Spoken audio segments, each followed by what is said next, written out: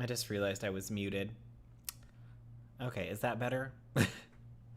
Hello, everybody. Welcome, welcome, welcome. I was just making sure that you guys were paying attention and would let me know that there was no audio. I am a professional YouTuber, okay? Professional. Yeah, exactly. Exactly. Okay. Everything sound okay? I tried some new settings with the microphone, so then that way hopefully everything sounds okay, and then I adjusted it so when I do hit my vape that it doesn't come through on the audio. So let me know if this comes through too much or not.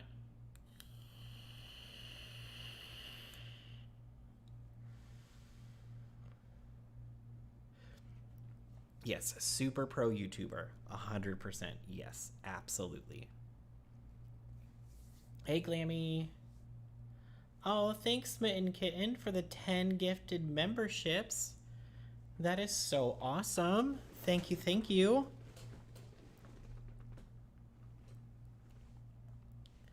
Oh, that's so cool.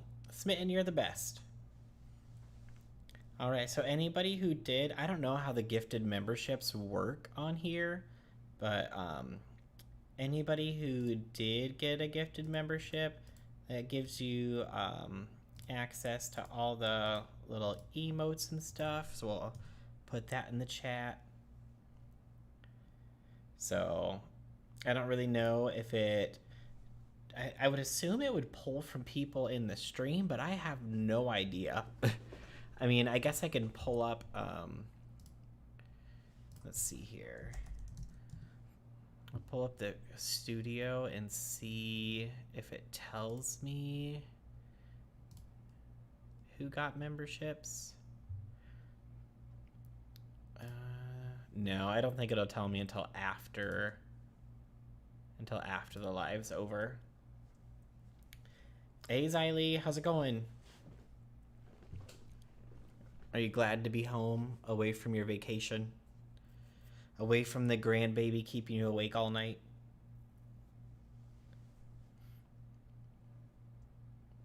Oh, there it goes. I love this. It gets me fucking hard. Oh, yeah, I forgot I did that. Oh. Did that appear on the stream?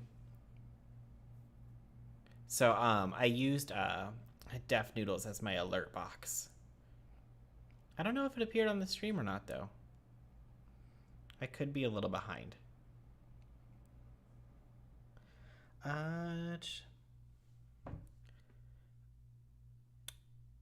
It will kind of tell you on the back end. Yeah, hold on. Let me pull up the...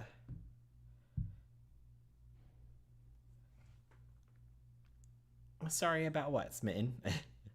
Let me pull up the thing and then I can replay that. I don't know why. Did it actually appear on the stream?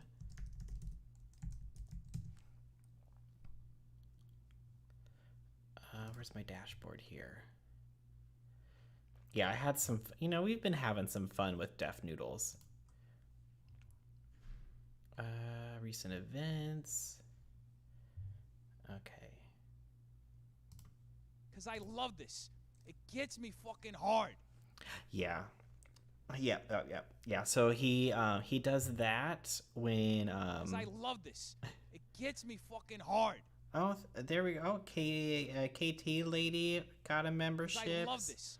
Diane S got one of the memberships.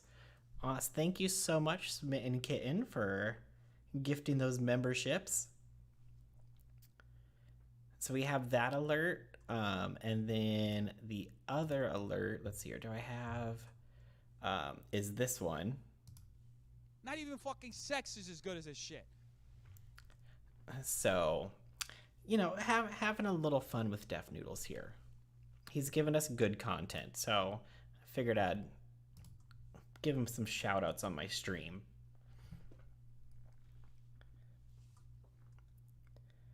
Let's see here. You're welcome. Thank you. Yes.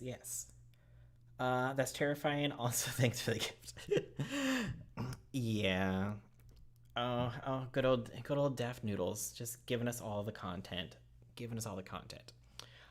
So today I just figured topics would be talking about the roast battle because, of course, it was a terrible, terrible shit show. So I was like, hey, let's talk about it a little bit. The Ace family is getting sued again, and I heard that they lost the lawsuit away from Beverly Hills from when Austin had that impromptu meetup and got sued by the city of Beverly Hills. I tried to find an article on it, but I couldn't find one anywhere. Did you guys see Charlie Moist or see, geez, Moist slash Charlie covering Def Noodles? I did. I did. Yeah, I mean that video will have a million views by the end of the day, I'm sure. And then Andrew Tate getting banned off of Facebook, Instagram, and Twitter, I think. I don't really care about Andrew Tate, but I was like, whatever, we'll just talk about the situation in general. It was a dumpster fire. That roast was overcooked and burnt. Yeah, that entire thing was just just a hot mess. So I don't know. What do you guys want to start with? Do you want to start with the Def Noodles roast? Do you want to start with the Ace family, or do you want to start with the Andrew Tate stuff?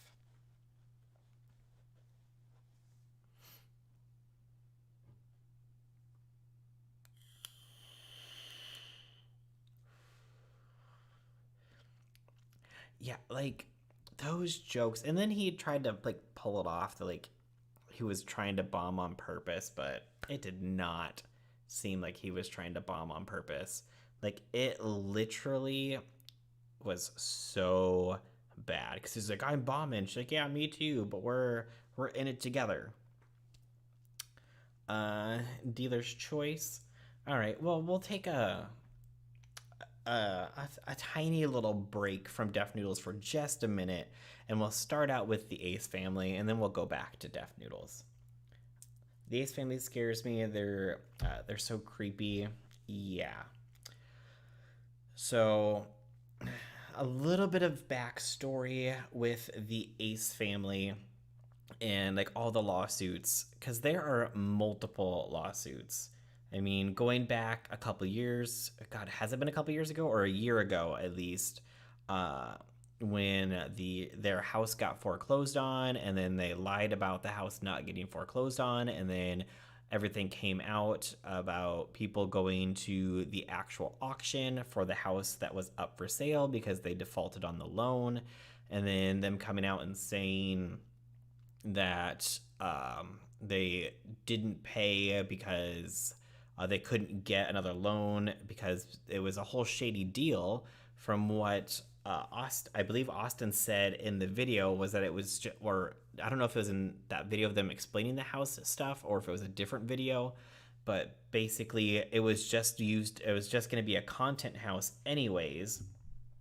So I don't know if they tried to file it as it was going to just be a filming location and they were living in it when they weren't supposed to be. And then they never had heat or they never had gas for the 2 years that they were living there. And like you are living there and saying that it's freezing cold and you're giving your kids cold showers and cold baths when you have all this money that you can get a hotel room instead of keeping them in this house without heat. Okay. Okay. And then, so that was a whole drama. And then I don't remember if Austin got sued by the the city of Beverly Hills first, or if Catherine got sued by her beauty skincare company first. But those are two lawsuits that happened. Austin basically got sued by the city of Beverly Hills because he had an impromptu meetup, which then he didn't have a permit for, which then took police officers to go there and then secure the scene, make sure everything was okay. And so they sued him over that. And then Catherine decided that she wanted to stage a coup against her own skincare line, which was the easiest job that she could have ever had. She didn't have to formulate anything, she didn't have to produce anything, she wasn't hiring like people to come in and like make this stuff for her. It was basically just a thing that she was going to be the face of. And the only thing that she had to do was promote the product. And she did not promote them. They were not getting paid. So Austin and Catherine were not paying them. So I believe they lost that lawsuit to the tune of like 700. I think it was like $775,000 of back payment that they weren't paying the company for. Austin lost the lawsuit from Beverly Hills. I think the damages were $21,000. Yeah, see, I saw that too somewhere, and I just couldn't find an article about it to pull up and put on screen. But yeah, I saw it was like 20,000 plus for something, then like some more money for something else. So that's another lawsuit. So that's two lawsuits that they've lost. And then on top of that, now Catherine is getting sued by the skincare company yet again for not fulfilling obligations of posting about the company.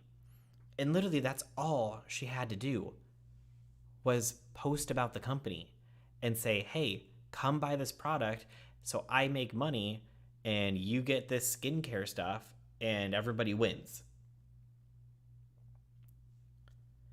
Dang, on top of the 21K, that's a lot of money to lose. Yeah, so, I mean, I don't know how much they're seeking in this one. I didn't go and find the legal documents. And then we're going to watch a little clip here from Spill Sesh's video where she goes over, like, what's going on with the lawsuit. But, I mean, they've already lost, basically, $800,000 plus their $10 million mansion. Even though, they said that they could pay their bills, but I don't feel like they could clearly pay their bills.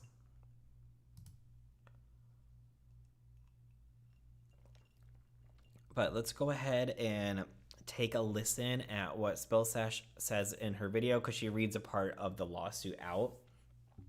I love this channel. Can't stop watching. Started watching for all the Def Noodles vids and subscribed. Oh, well, thank you so much. She owned like 67%. Yeah, like all she had to do too was literally just promote it.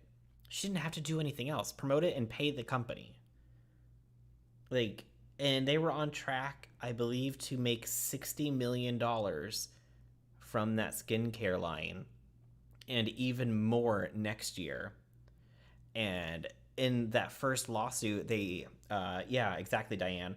They exposed Catherine for trying to just basically take over the company, changing passwords, locking the actual company out of the back end so they couldn't process orders, and tried to change like fulfillment and all this stuff. And it's like, why? Because you want a bigger cut when you're literally doing nothing. It's like literally the definition of greed when she's making millions of dollars from literally just posting and saying, hey, come buy this skincare stuff, which I allegedly, my opinion, my conspiracy, all these people that have skincare lines, they don't use them. They're buying other products, they're using other products, they're going to the dermatologist to get treated for their specific skin situations, and they're not using their own products. That's my theory. I'm not saying it's fact.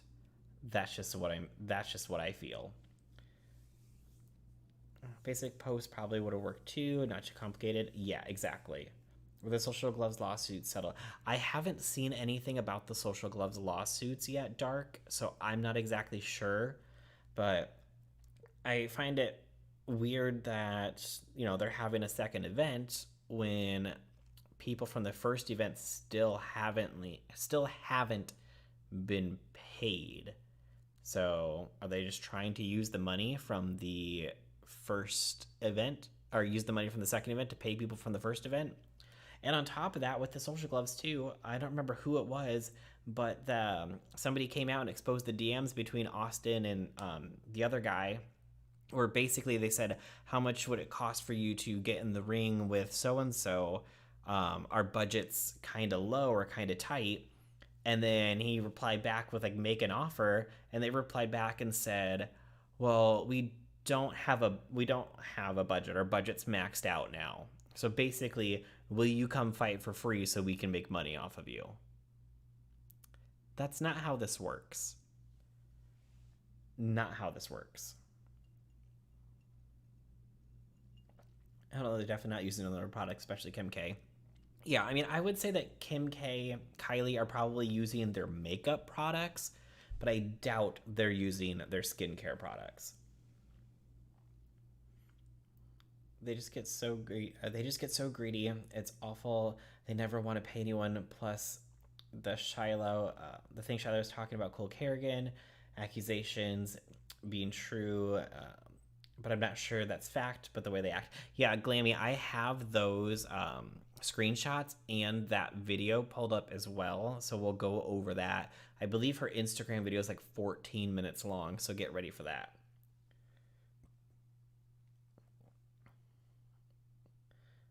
Let's see.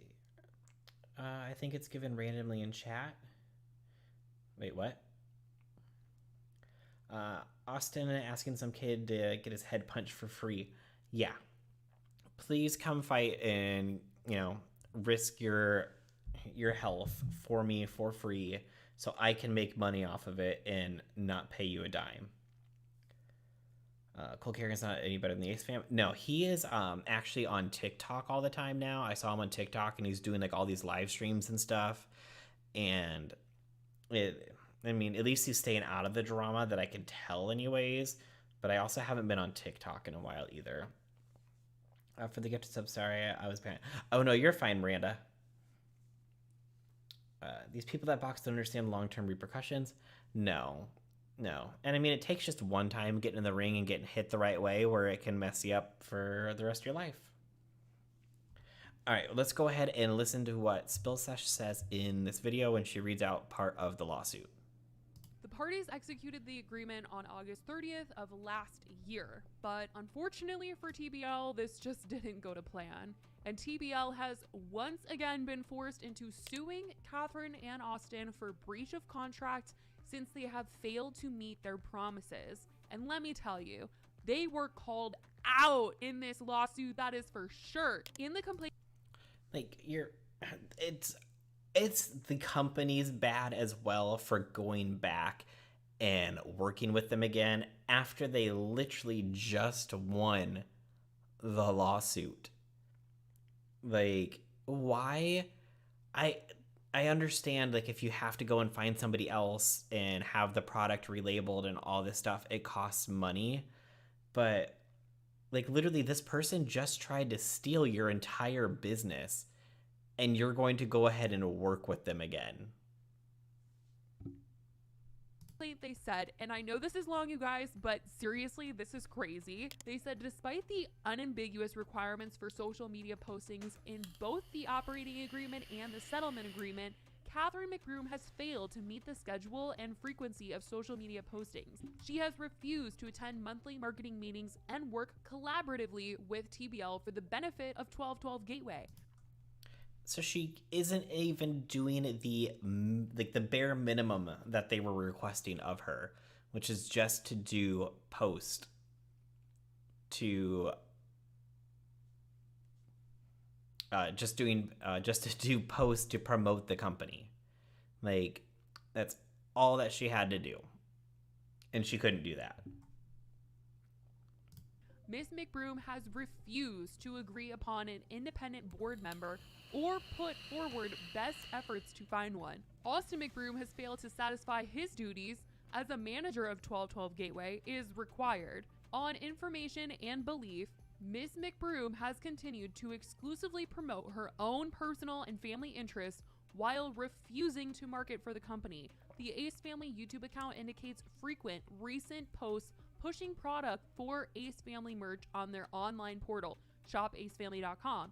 In addition, a February 6, 2022 YouTube post featuring Catherine and Austin promoted MaryRuthOrganics.com and providing a discount code online for wellness goods, including face and body creams.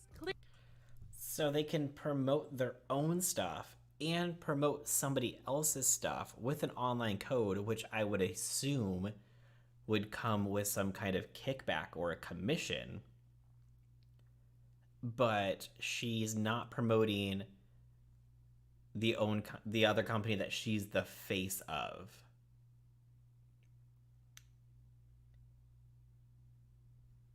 Glammy, this is the second lawsuit from this company.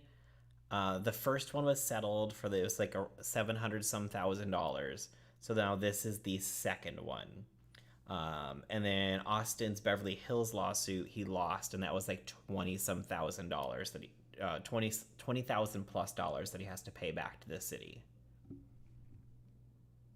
Clearly, Ms. McBroom is actively promoting competitive products while failing to promote 1212 Gateway despite her legal obligations. Additionally, aside from the issues with TBL and 1212 Gateway, Ms. McBroom and Austin McBroom have been consumed with a host of legal issues since mid-2021 to present, created by their mismanagement.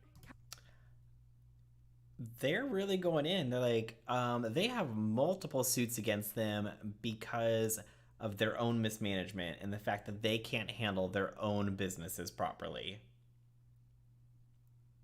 Catherine McBroom, Mr. McBroom, and an entity they control, Simply Greatness Productions LLC, have been sued for $100 million by a former partner, LiveX Live Corp, for defamation based on harm to their reputation. LiveX Live alleges, amongst other claims, that the McBrooms failed to market and promote a celebrity boxing match, dismal sales, and viewership. Like, how hard is it to promote something that you are a part of? Something that you're making money from and something that's going to pay you? I don't know if Austin just thought people were going to show up and just buy all the tickets, like for his basketball events that he was doing back in the day. But I feel like a lot of people went to that event was because it was a charity type event. So they knew that the $100,000, we'll put in quotes, which turned out to be $75,000, was going towards charity. And then they had their other charity event where anybody could win, according to Austin. So fans, anybody who's good at basketball can compete in this other competition. And then it was all YouTubers who make millions of dollars a year. And it was his friend that won, who it's his mom who was rich because she has like $4 billion in real estate sales. So I don't know if they have a relationship or not, so I can't assume or speculate on that. But if they do, I mean, he didn't really need the money either. It's like, where was the actual average person who was going to compete in that event? So maybe people didn't want to come to this event because they didn't want to give you money anymore because of what you've done in the past. The city of Beverly Hills currently has a civil suit against Mr. McBroom for an unpermitted parade. This pattern of failing to deliver promises and disregard of the rules by the McBrooms is indicative of how they conduct themselves and treat their business partners. Period. It is clear Austin and Catherine have this horrible reputation when it comes to their businesses, and TBL has suffered working with them, seeing this success followed by such failure. I think the Ace family truly has these ideas for events, products, all these things, and they get really excited about just making a ton of money. And when they Exactly. 100%. All they care about is making the money. But then when it comes to them actually having to promote it and handle their business obligations, it seems like they just don't care. It gets me fucking hard. I just don't get it. Thanks, Glammy, for becoming a member. Welcome. Apparently, Catherine's skincare was already made by TBL Cosmetics, but they changed a few ingredients. They wanted to use her face and sell it. Yeah, like the whole 1212 Gateway thing was kind of just like a private label thing, where people can basically, like, if you know anything like Morphe wise, you know, to go beauty school, Morphe, oh God, what is the company that the, oh God, now I'm blanking. But I mean, that they started out as a private label company and just had their names put on brushes and stuff. And that's where the original like Jaclyn Hill palette came from.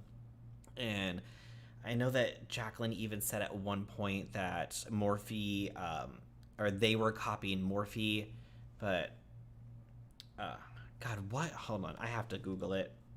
What is the Morphe one?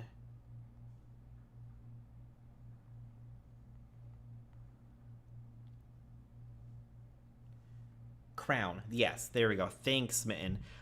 So Crown does private labeling where if you go to Crown's website, you can literally have your own brushes made with your name on them. So that's basically what 1212 Gateway was, is that they're like, hey, we have this product. We want your face to be the face of this product. So here's what, you know, you can name it, all this stuff. We just need you to promote it, and then you'll make money from it. And all you had to do was promote it. And she just refused to do that, which makes absolutely no sense. Like, you're talking millions of dollars. Anybody here in the chat, if somebody came to you and said, we'll pay you millions of dollars a year if you just promote this product, even if it's 100 times, say 100 times, that's once every 3 days that you have to promote the product. And you're going to make millions a year. You're telling me that once every 3 days you wouldn't be able to put that stuff out? And that's being generous with saying 100 posts about it. Like, I'm sure they don't want it to be like over pushed and then people be annoyed by it. So even cut it down to 50.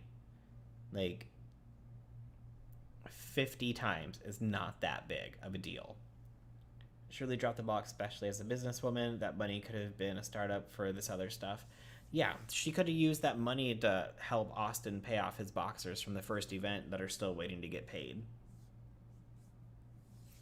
So, yeah. After promoting like crazy for that kind of money, exactly, 100%. Like, why would you not promote it? It makes no sense.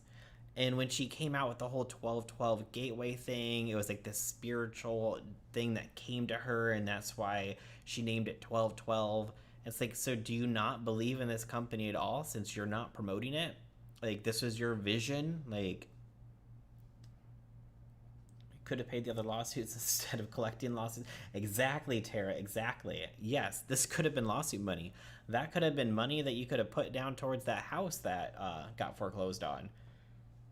If you're making $60 million a year, you didn't really need to get a loan. You could have been like, hey, here's a check for the $10 million. Sorry, my bad.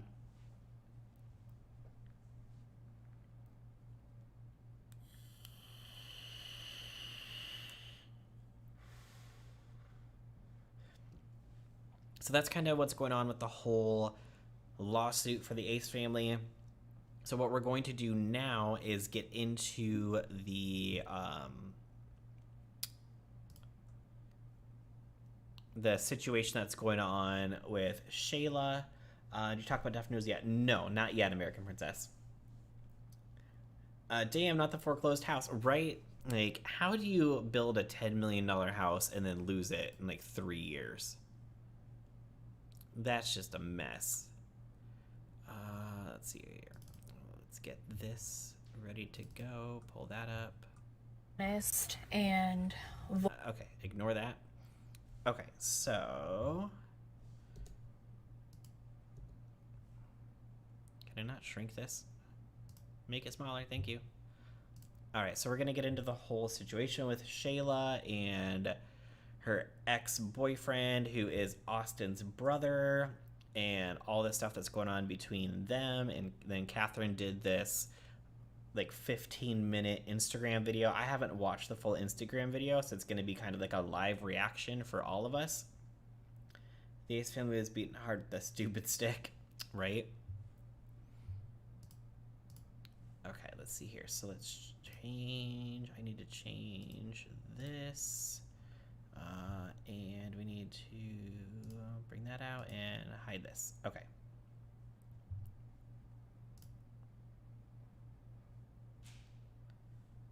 And I need to bring this back up so I can see the chat.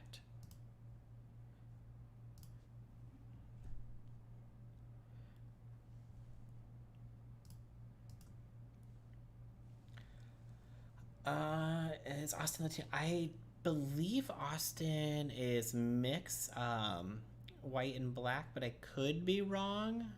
I thought so, but I could be wrong. Hey, Smudge. They got greedy. Probably. They got greedy. They probably could have handed the payments if they didn't try to put the mansions together. Yeah, I mean the fact that they combined two of them and built them together, it was just like a whole situation. So I don't know. All right, so the other day, Shyla shared this on her Instagram, and it was a message that she sent to Austin, and it said, well, actually, I'll give you a little bit of backstory of where this message came from. There was a video that Austin put out where he was recording his kids, and her kid was in the background of the video, and she doesn't want her kid on social media. She had a family channel for a little bit, but then she decided, like, hey, I don't really want to do this family channel stuff anymore, so I don't want my kid to be in the public eye. So she wasn't happy that Austin included her in the video. So she sent him a message and said, stop posting my kid, post your 3 content makers, and leave mine out of it, Dookie boy. You're a really dumb motherfucker.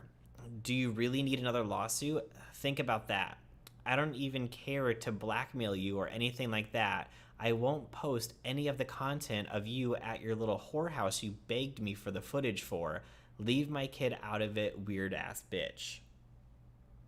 So she is definitely going in. She is not playing, which I understand. You don't mess with somebody's kids. Like, it doesn't matter. Even if it was a mistake and whatever, you could have recorded the video. You could have, like, just not posted it if you saw her in the background, knowing that Shyla doesn't want her kid in the videos and online. So then the text that she put on it is what I'm going to read out next. And she said, stop playing with mine. I be so cool. You had 3 for money. Leave mine innocent. So she's basically saying that, hey, you had your kids just for the sole purpose of making money. You want to post my most private thing, quote unquote, time and time again. Yes, he be cheating. Yes, her dumbass knows. So that's about Austin cheating and Catherine knowing. Yes, they're broke. Yes, they had number 3 via IVF to make sure it was a boy. Oh, and how you tried to have security. I'm assuming this is KILL and R word. Cole, what's his name, for that video came out.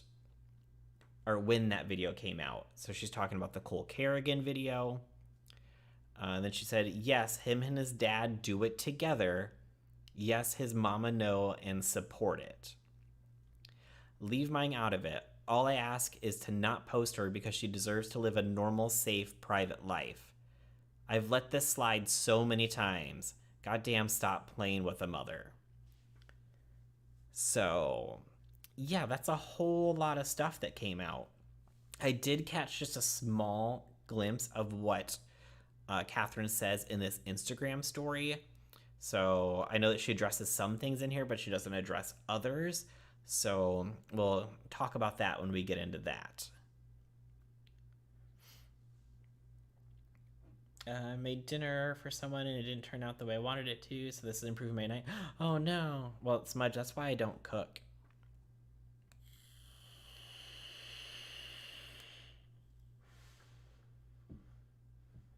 Hey, caller.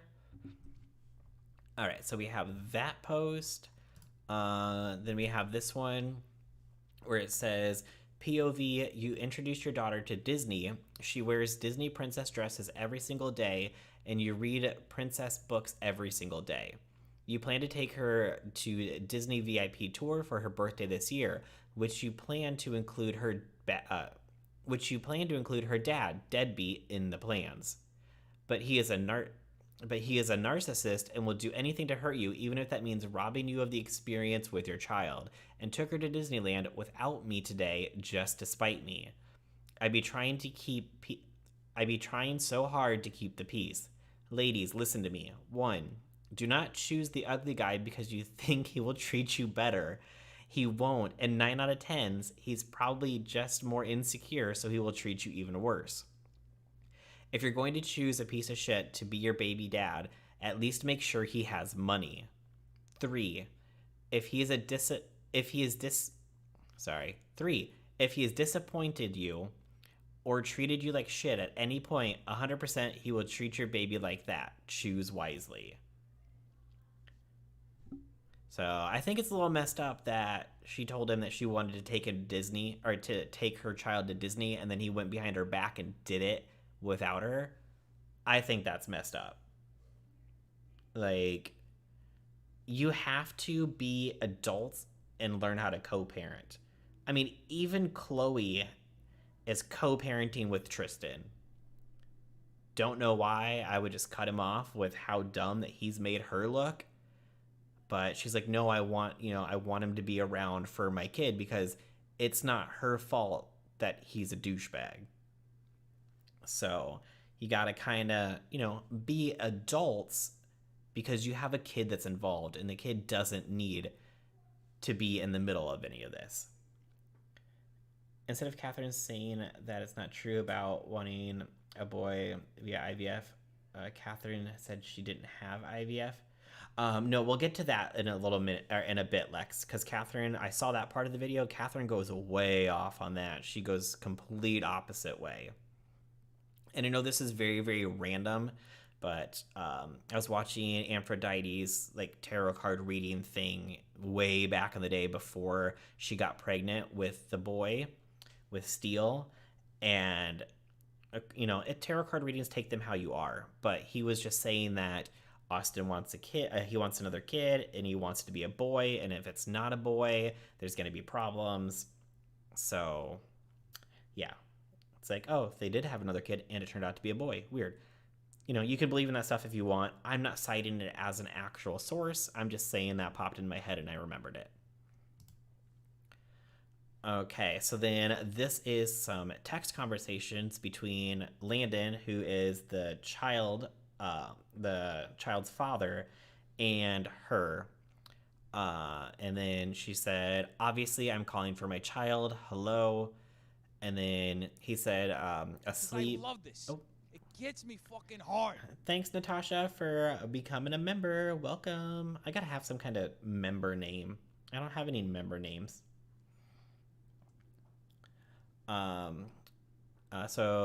Is asleep in the car. We're on our way back from Disneyland. Also, I would like for us to continue communicating through the app from now on until further notice. I feel more comfortable and I think it's the best way. Thank you and good night. And then she replied back and said, you took her to Disneyland? You don't think that's something that her mother should be a part of? I should have known you would do some nasty, mean, spiteful shit like that.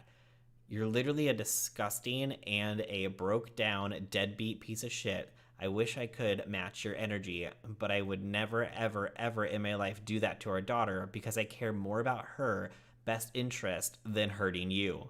I wish I could say the same for you. And then she has some text on the screen. It says, and before anyone go posting, I said what I said. You old potato, no jawline, XXXXXXL teeth looking ass. Billing me for his phone bill and DWP bill. I don't know what DWP is. Because he literally can't afford a pot to piss in because he's lazy, and this is his first time he's ever had to earn money on his own. And to do it the day after my dead sister's birthday. Yikes. And I believe, if I remember correctly, I think he's saying that he wants to communicate through Snapchat, I believe is the app that they were communicating on. I could be wrong, but that way they couldn't save messages. I could be wrong, but I believe I heard that somewhere. All right, and I believe this is the last screenshot. And then Shyla says, "This is so out of character for me these days, but I don't give a fuck. The only thing I care about is my baby girl, and the only thing he cares about is money. He has none. And what people think about him, social media, and God, it's what people think about him. May God and the universe work together to continue to deliver the proper karma to him and his ass. Amen."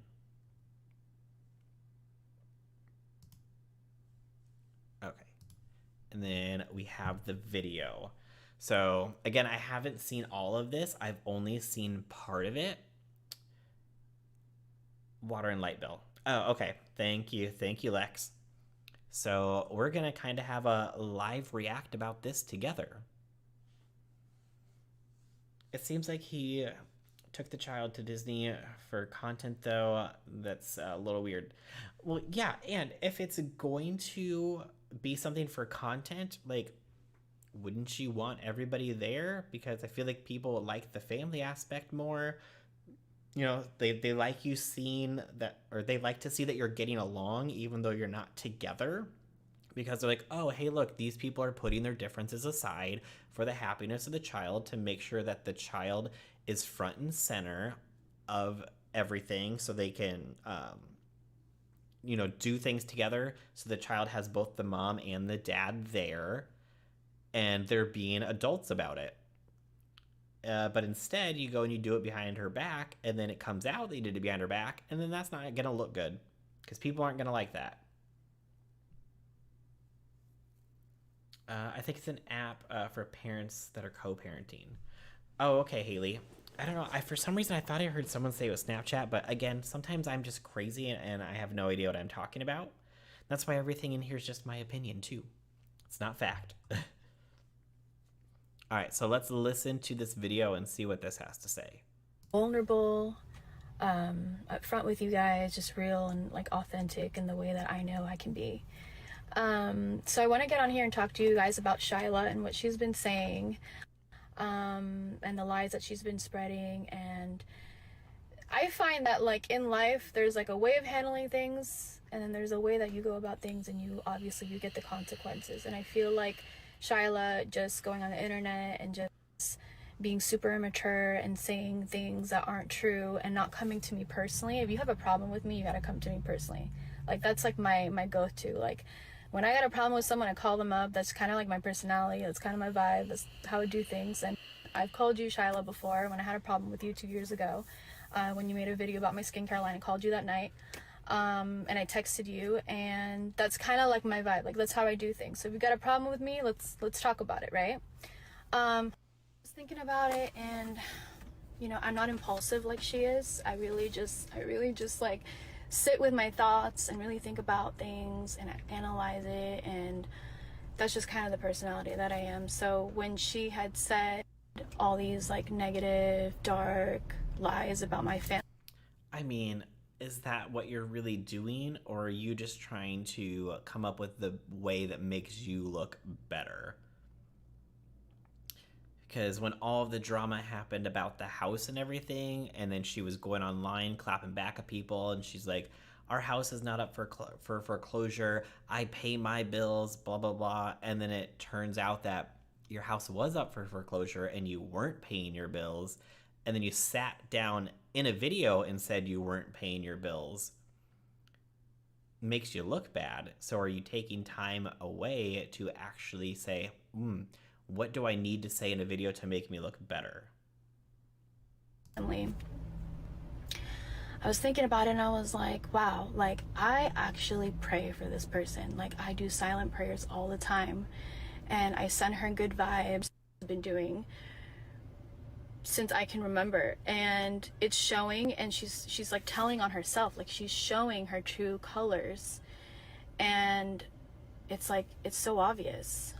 So to get straight to the point, the other night Austin went to the gym like he always does. He's in camp right now, so he's training for a fight, and he had a sparring.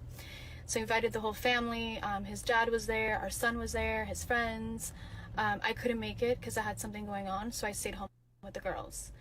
And if you see me, if you could physically see me right now, if you're watching this video, you know that what I do for a living is content. So I've been on YouTube for a very long time. Yeah, what you do for a living is content, but yet you can't post the content from the company that's paying you money to post content, which is a little weird. And I make content and we film for a living, and we've shared glimpses of our lives. We don't share as much anymore just because of that's kind of where we're at. To be honest with you, if I didn't have this many eyes on me, I probably would be sharing a lot more. But yeah, that's just kind of where we're at. And so he was at the gym, he was making content like he always does, and he made this very innocent video of him kind of going towards our son and Shyla's daughter, Solene, who's his niece, Austin's niece. And she was kind of in the background, you couldn't really see her, she's kind of like to the side, and then he kind of focuses on our son, and very cute, like innocent video. So Shyla, respectfully, being the hawk that she is, watching every single one of our stories and our videos and trying to find an opportunity to speak on our name. And I don't think it's a hawk to have somebody watch out for their own kid. Knowing that, your kid's over at their place or whatever, you see somebody post a story, you're making sure, like, you've told them, I don't want my kid to be in videos and stuff like that. You're going to check their stuff to make sure that they're not posting your kid in videos. I feel like most normal people would do that. Catherine needs to sit down and figure out how to go 6 months without a lawsuit before she gives other people advice, right? Is it her vibe, though? If she's upfront, she wouldn't have so many lawsuits and lying to everyone over and over again. She's so fake. And before the Ace Fest, she said we're gonna have to make negative video. Before the lawsuit, she said people were going to make negative videos about them. Yeah, yes, she did. They created a brand and they can't maintain the facade. Oh yeah, for sure. And on top of that, they can say all they want about videos, like negative videos being made about them, but that's what keeps them relevant as well. Like, there's going to be people who have never heard of the Ace family, and they're going to hear about them through a video that somebody else makes about them, and they're going to check out their content sometimes. I know, like, after hearing things about people, I've gone over to their channel to see what's going on. So I mean, people are always going to critique you. You're a public person with millions of people watching you. So, of course, somebody's going to have an opinion, and some of those opinions are going to be negative. But just like people call out Jaclyn Hill all the time for only responding to the negative comments, you could get 1,000 positive comments, but then somebody leaves a negative comment, and then that's the comment that somebody chooses to focus on and tweet about, make a video about, make a Snapchat about, make a story about. And it's funny because when that happened to Jaclyn, people started to then call her out about calling out people who were calling her out. They're like, why are you always fighting with people for no reason? You have so many other people who are showing you support, and you choose to platform the person who's not showing you support. Exactly, I was typing the same thing. It happened. Ish happens, and Shyla can double check to make sure her kid isn't being posted, seeing as they view kids as content. Exactly. Shyla doesn't want her kid in videos. It's not. That's not hard to pull off. 100%. You check your surroundings first. You make sure that she's not around, and then you make a video. That's all you have to do. And continuously disrespect us and slander us and say these really hurtful and untruthful things. She goes on the internet and starts to claim that my husband tried to kill somebody, and that I had IVF treatment for my third pregnancy, which are all very untrue things. There's a couple more things that are just untrue. I don't even remember what she said. But I this is the time that it comes to an end. And I mean, if you're going to sit down and address the situation, maybe you should remember or write down all the things that she said in her claims if you're going to be addressing them. I'm going to share how I feel. So she claims that her daughter is being used for clout. All right, so let's discuss this. Shyla, I don't know. Well, she never said that her daughter was being used for clout. She said that her daughter was being used for content two completely different things. If you know what clout is, okay? So there's a difference between clout and then family, right? So you got a family that's, you know, they're well known, they have a lot of eyes on them, and you know, we started YouTube. We didn't know we were going to be as successful as we are. We did it with pure intentions. Everything happened so naturally and so pure and so real. I love my job. I love what I do. Well, if you're going to be talking about family, then wouldn't families support another family member's wish about not having their kids in a video? And you're coming on here and berating her about her saying, hey, keep my kids out of your videos. And now you're trying to say that she's trying to get clout off of you because she doesn't want her kid in a video. And you, Shyla, you jumped on the bandwagon, and that's what you started to do, and you did it for many years. And all of a sudden, when your relationship ended, when Landon broke up with you, you decided that because it wasn't in your favor anymore, that you were gonna decide that, you know, your daughter is clout now, which doesn't make any sense. Family is family, and I'm sorry if, like... She's not saying that her daughter is clout. She's saying that she doesn't want her daughter to be used for content. Why is that so hard to understand? Am I misunderstanding what she's wanting? I don't think I am. That's how you see it through your goggles, like that it's being clout, but it's just, it is what it is. Like, you're damned if you do, damned if you don't. If Celine is never a part of our family, if she's not at our parties and hanging out with our cousins and going to the beach with us and having a good time and growing up with us and learning and growing, then you would say 5 years from now that, oh, they never loved her, they never care, nobody cares. And the truth is that we all love our family. Every single person in our family, we love them very much. And you can have her over for things that you're not filming. Or if you're having like a birthday party or something and you're going to film this video, blur the face. It's not that hard to do. And that's one of the reasons why we're so successful, is because we put family first. And that's been the kind of people that we've been and transmitted for a long time. And so for you to use that word, it's very hurtful, because it's the very opposite of clout. She keeps saying family is family, and there's a difference between family and content, but her family and her husband are literally known because of their family channel. Exactly. Like, you have to be able to separate your family from your content. Like, because not everybody who's a member of your family wants to be a part of the content. If anything, you're creating attention for clout. I understand that, you know, you're telling the world that you don't want your daughter on the internet anymore, that you've grown, that, you know, you don't like that, which I have complete respect for. I feel like that's a beautiful thing if that's what you decide you want to do. But you're also very contradicting. So let's just make that clear. Contradicting how? She's calling you out for having her child in a video after saying, I don't want my child in videos. So then you proceed and you say some lies, and you say that I had IVF treatment for my third child to have a boy, and that's 1000% not true. I don't know if you believe in God, if you pray to God, but God, right? Like, that's the reason why I have my children.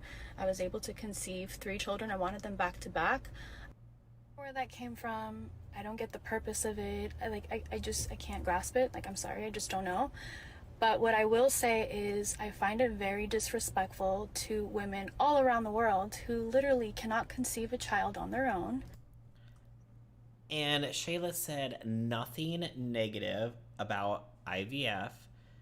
If you have to have IVF to have a child, there's absolutely nothing wrong with that. There are millions of people who have to go through IVF to be able to have a child. There's nothing wrong with that. She's saying that you had IVF because you wanted to make sure that you had a boy and not another girl. That's the claim that Shyla was putting out there. She said that she didn't say anything that there's anything wrong with IVF. It hits me fucking hard. Like, so I don't know where this tangent is going from her, but apparently this is the route that she wants to take, and she's trying to make her look bad because of what she said, allegedly Catherine having IVF to make sure she had a boy and not a girl. All right, looks like Smudge was gifted a membership by Smitten.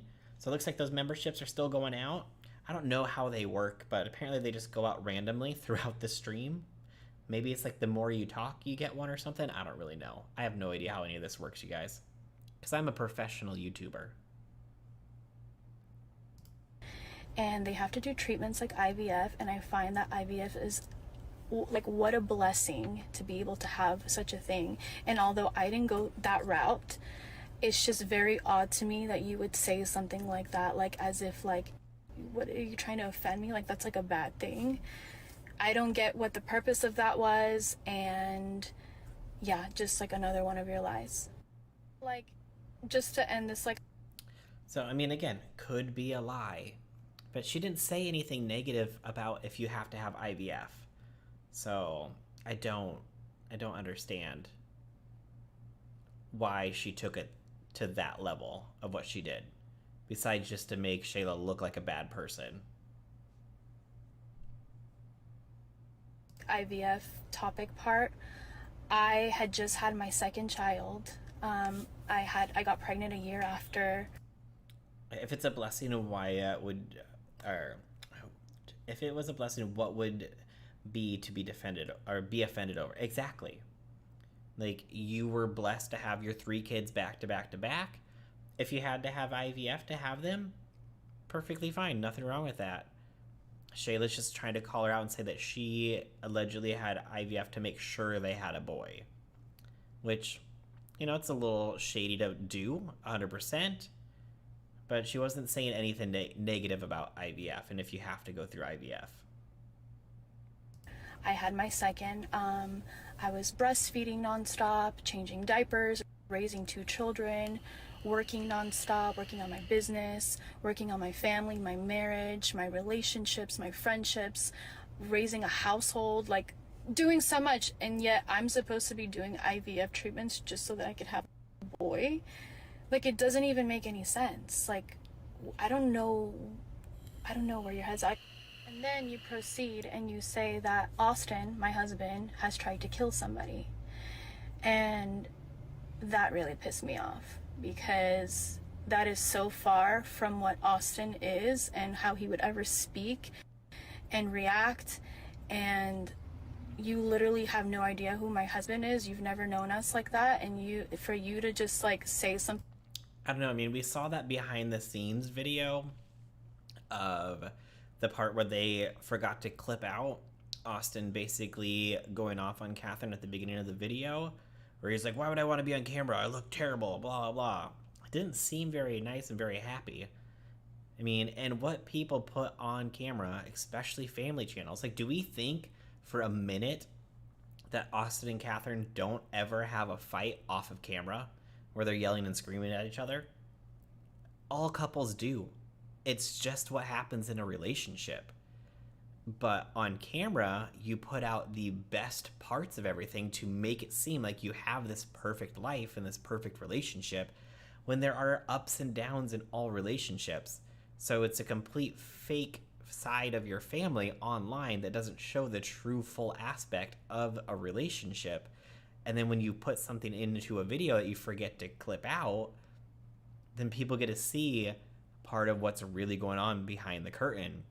Just like in the video where I believe it was Catherine's brother wrapped one of their cars with Christmas wrapping paper, and Austin didn't know that it was being recorded, and he wasn't very nice in that video. But didn't she begin with saying that she didn't understand IVF? No, I think she was saying that she didn't understand why she said she had IVF. How is being a full-time mom mean you can't have time for IVF? Right? 100%. She had so much time to do. She had so much to do with. Or gosh, I can't read. She had so much to do and no hot water in the house. That's a Little House on the Prairie-ish, right? Right. Maybe she was out there like putting wood on a fire to boil some water to make dinner. No, I doubt that. Things so dark and evil is really scary. And I just find that that was completely out of line, and this is mainly the reason why I'm making this video, is because you need to be stopped, and you really do need to heal. You need to stop pretending that you're healed, and you really have to look inwards. And I can help you, literally, like, I do not mind to help you through this, but this has got to stop. I'm gonna bring this one up, but you said you claim that our family is broke. So that's like one of like the famous like narratives that the internet loves to talk about. And to be honest with you, I know that like your supporters, like the people that are supporting you, genuinely only have one thing in common with you, and that's your lies. Oh, actually two. Your lies, and then that you don't like us. Literally, those are the only things that your supporters have in common with you. And that's the truth. And your lies have gotten so deep. It's so deep that you continuously, you're like making this like monster, and it's literally not who you are. Like, I know that for a fact. Like, that can't be who you are.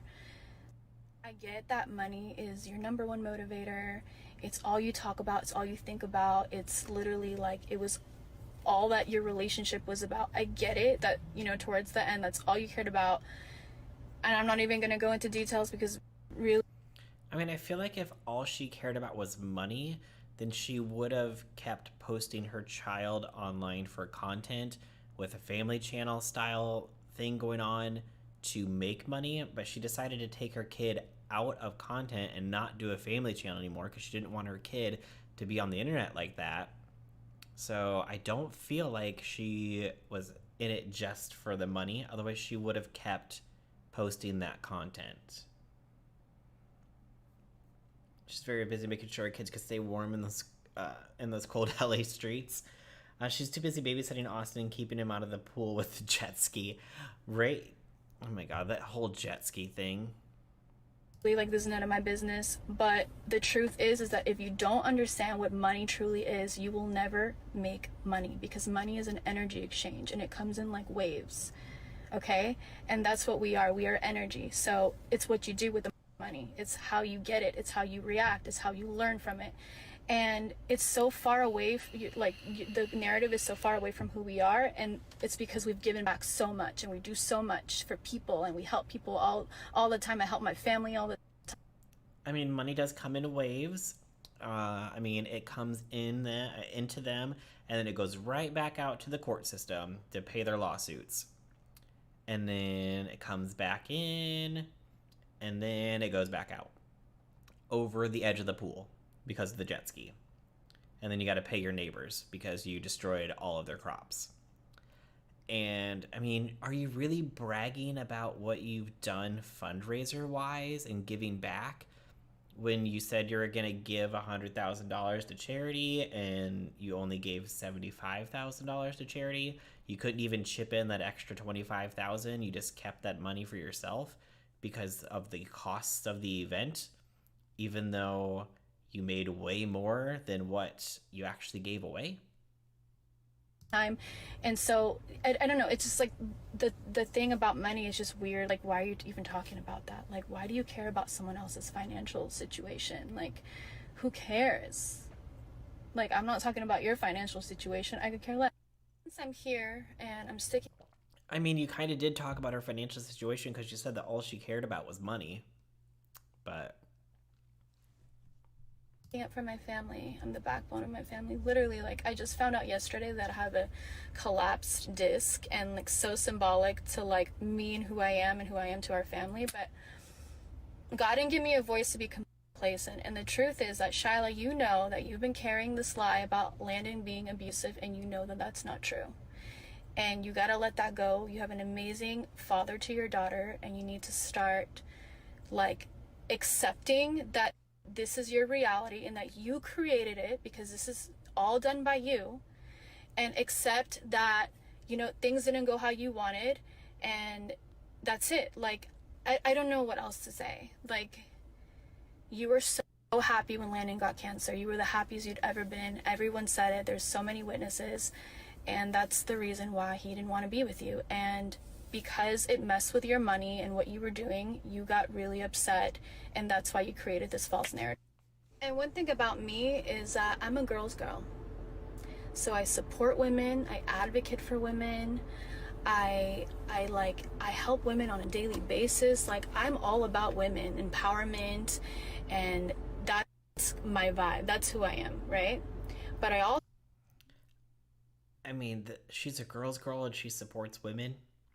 I mean, there's a whole backstory situation with Landon and Shyla and all that stuff. And, there's evidence from both sides, because there's always going to be. But, I mean, if you're going to support women and Shyla is having these abuse claims and stuff, and you're like, no, it's not true, when there's evidence that things were not good, I mean, on both sides, but still, like, you're not standing up for women either. Like, you could have just stayed out of it, but you chose not to.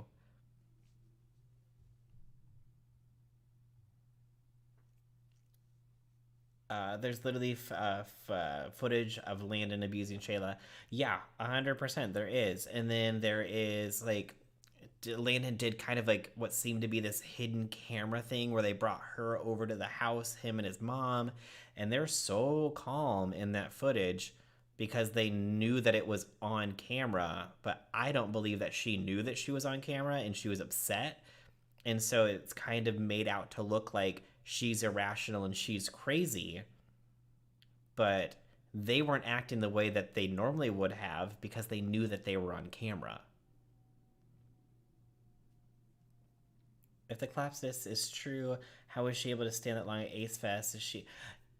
And they put out a video the day before the Ace Fest thing, that she was, or a few days before the Ace Fest thing, and then she was able to stand out at the Ace Fest event for 10 hours. Exactly, Lex. Exactly. Also know that there can be a lot of darkness to women, and some women take advantage of very innocent men, and they use their power to get what they want. And I think that it's very unfair what you've been doing to Landon, and you need to stop. I'm not like, maybe Catherine just lives in her own world and she takes everything that Landon says 100% to be true, because clearly if she hasn't seen the things that everybody else has seen, apparently. not saying Landon's like a saint, like he's the most perfect person in the world and he has got nothing to work on. We all have something to work on. Even I do. Everybody does. There's no perfect human. Perfection doesn't even exist. But the truth is that you've really taken this out of line and it needs to stop.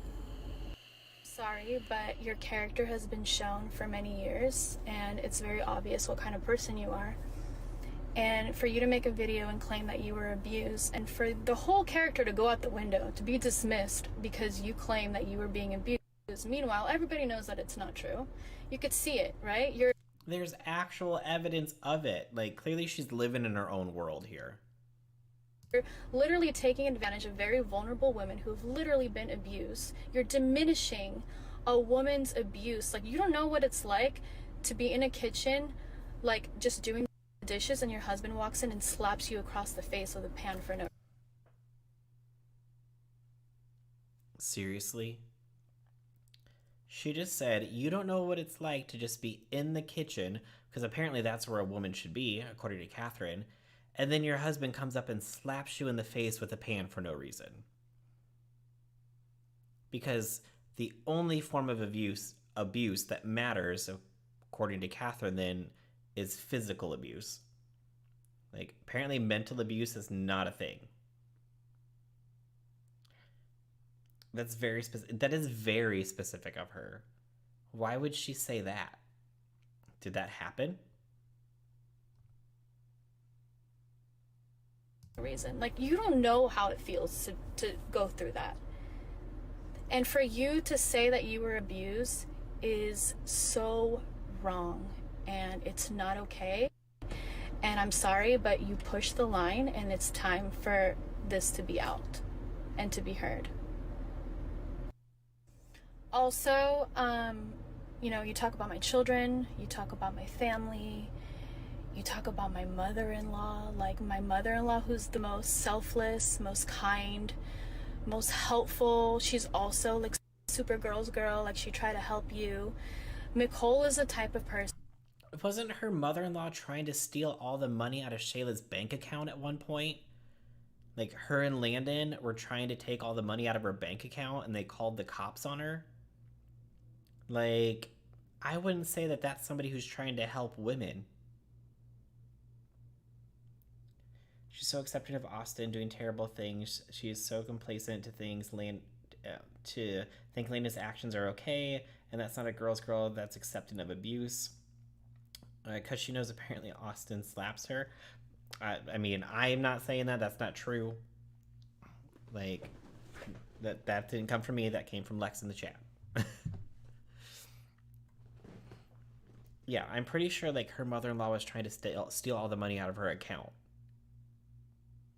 And that if, God forbid, anything ever happened between Austin and I, and our family broke up, and, you know, life happens, right? I'm a realist. Life happens. She would be the first person to be there for me. And the fact that you had the audacity to say such hurtful lies about Nicole really hurts, because it's like you never got the opportunity to really know who she is because of your darkness. So stop talking about Nicole. Don't bring her up anymore. So I'm done, and I'm gonna say, like, this is the first and last time that I will ever speak about Shyla. I've never done it, not even subliminally. Like, I really just, I don't do that. When I got a problem with someone, I call them up. That's the kind of personality that I have. And in this case, it's very different. I'm doing it on the internet, and I really had no choice, because at this point, really think about it. If someone was spreading lies about you and your family on the internet, and they were actually getting away with it, like some people were actually believing what this person was saying, would you stick up for yourself? Would you wait a couple years? Would you say something right away? Like, what would you do, right? In my position, in my case, I had no choice. She took me out of my character, but this is really just what it needs to be, and I wish her well. I wish that she finds happiness within. I wish. Don't ever talk about my family ever again. I've done way too much work to get where I'm at. Spiritually, I'm talking about all the work, the inner work that I've done. I've done way too much work to get here. And for me to go backwards is not what I'm trying to do. I'm going to say one last time, stop talking about my family, my children, me, my husband. It's done. Stop talking about us. So, yeah. There is two, oh god, I should see if I can find that, hold on. It was in, Spill Sessions video. There's a text message. I think it's this one. Hold on. Think about. Let me see if I can find this text message that Shayla's, I believe Shayla's mom received. Is it this one? Okay. So then that way, because there's a little bit more here too. So let's see, we need to hide what? Show this, hide this, okay.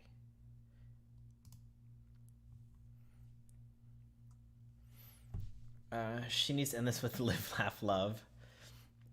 If her and Austin ever split up, I expect she's in for a rude awakening. Yeah, it's definitely not gonna be good. I need some Starbucks, but it's closed right now. Oh no. Okay, let's see here. Let's see. That's up. Okay. She later revealed a few days later that her mom had received threats via text messages, and it was from a number that I'm going to blur. She had it in the screenshot, but the message read, this is somebody to her mother saying, let's do the thing where we stop talking about this family and that doesn't concern you. I'm not going to tell you again. You don't want us to post all the footage we have, psycho. Remember, Joseph has it all. Her mom replied, said, I think you sent this to the wrong person, but good to know you were threatening my family. I will make sure to save this and proceed accordingly. In the smaller text, Shyla said, the threats my mother received this morning. At this point, it's safest for me to keep this on the internet. It's scary how far people will take it to keep me silent. It's been years of me being silent. After this... So, yeah, that's a message that Shayla's mom received in text. So, yeah, that's all that's going on with that situation. So I figured we'd do something a little bit different than just talk about only Def Noodles for once. I think because Austin has all the power in her situation, I don't think she could leave even if she wanted to. I think that's why she has to be okay with all the cheating and bad things he does. I mean, Glammy, I don't know what's really going on, so I don't really know. But like, just like with the whole Kim and Kanye situation, where basically, you know, whether people love her or hate her, like Kim has a lot of influence and the ability to do what she wants. And she basically was just like, I needed to get out of this relationship because it wasn't healthy.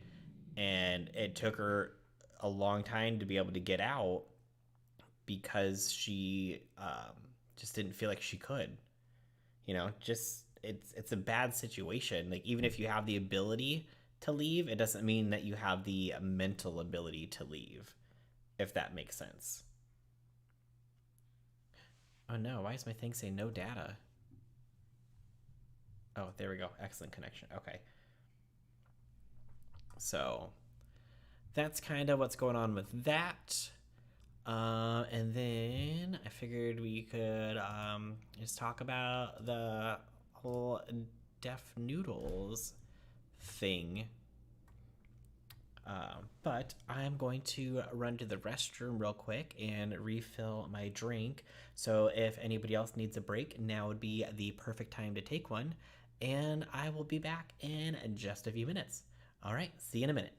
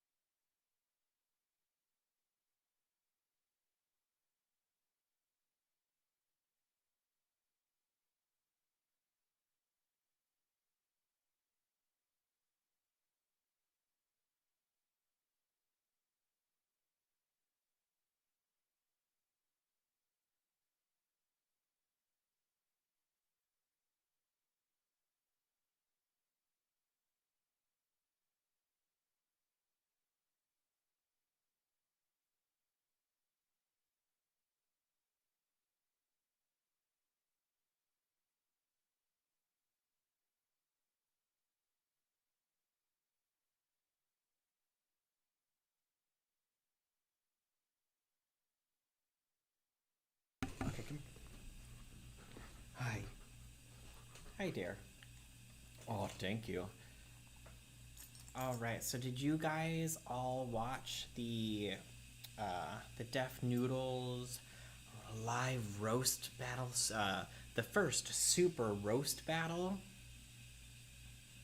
What are you doing, bud?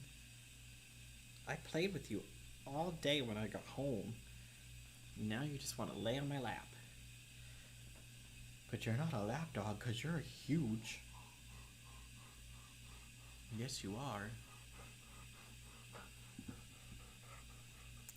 Oh my god, he wants scratches.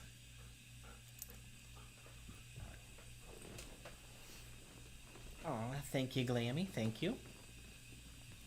I just gave him an ice cube, so he's gonna just sit over there and chew on that for a bit. So, Def Noodles had his super roast battle. And actually, well, before I do that, let's bring this back for just a sec. No, wait, hold on. What is that?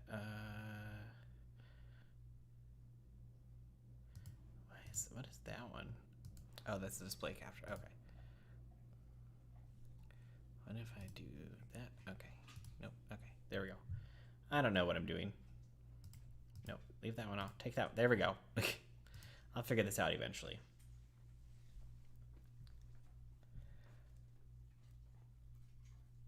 The only thing that made the roast worth it was watching your live stream. Well, thank you, Tara. Is it peanut butter flavored? No, the ice cube is not peanut butter flavored. Let's see. Yes, Lex was actually there at the live stream, or at the actual event. The only way I could watch his roast is because the commentary community.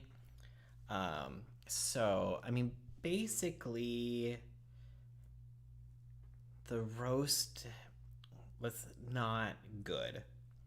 And that's my opinion. You can have your own opinion on you, like however you want. But I mean, it was hyped up, one, to be kind of like this, come to the event, pay $15 and roast me. And let's pull this up. Hopefully nothing inappropriate pops up here.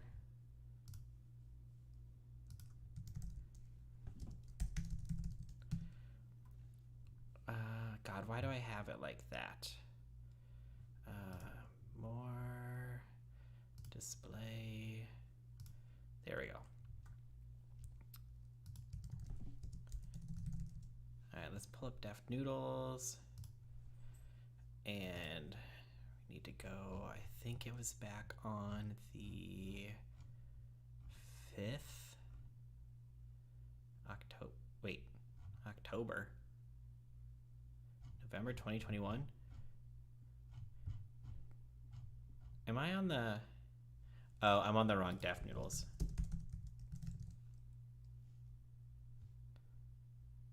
Hello?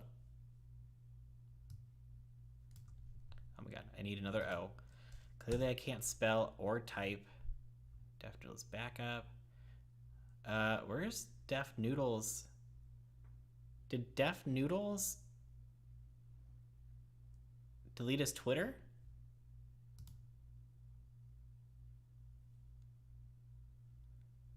Oh, no, there it is. Okay. I thought Def Noodles deleted his Twitter for a second. It's like, why can't I find it? Are there more than one? There's a whole bunch of fake spam accounts too. All right, let's go back. I believe it is on the 2nd of August. Yeah, because it's not that one. It is... Oh my god, he tweets so much.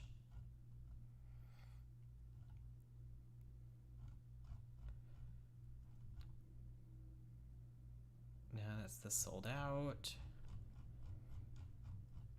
Please hold. This is what happens. This is called being prepared.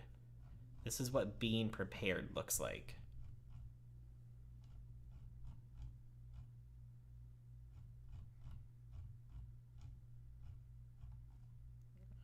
Not that one. I'm pretty sure it was the second, so we'll just keep going until we get there.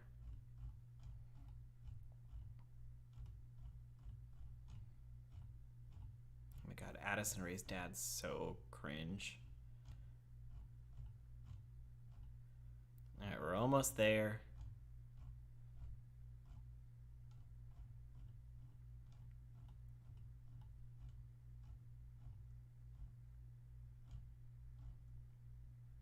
Okay, I think it's this one. Office. See, that's my office right there. This whole other room is a performance space. No, I've been wanting, Just actually kidding. almost bought a it's not that one.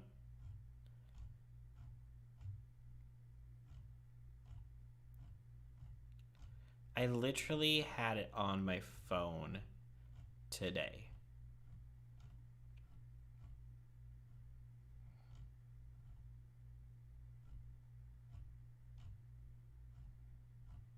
You know, it might be easier if I just go to my own profile. Where's my profile? How do I get home? Profile, media.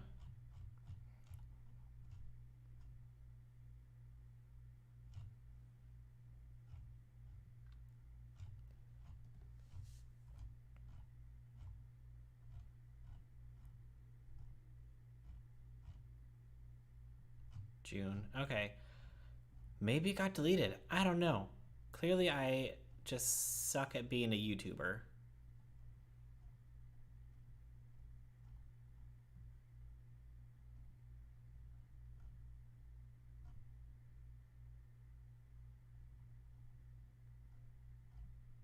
Okay, well, if anybody has the tweet for the video where Dennis basically says like it's the one that he ends it where he's like pull up or like see if you can handle the heat, bitch. Like that's the one where like, you know, pay me $15, come into the space and all that stuff. How did I find it on my phone but not on here?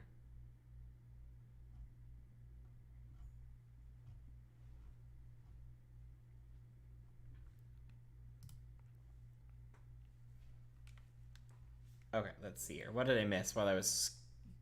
Let's see. Oh my god, how does... right? He tweets so much. Def Noodles is best of the Monty. Yeah. I think smoking shouldn't have been allowed. Isn't that the law about no smoking in buildings? I think they were in the alley. I'd be buddies with Monty's hot. Which are you looking for? You need an assistant. Yeah, it's the one where he talks about the roast battle and he's basically like saying like you know, come in, pay me $15, see if you can handle the heat, bitch. Like he gets very angry at the end. It'll be an amazing day. Not Vlog this that I made slash Def Noodles. Yeah, And it's not this one. Like I don't understand how somebody tweets so much.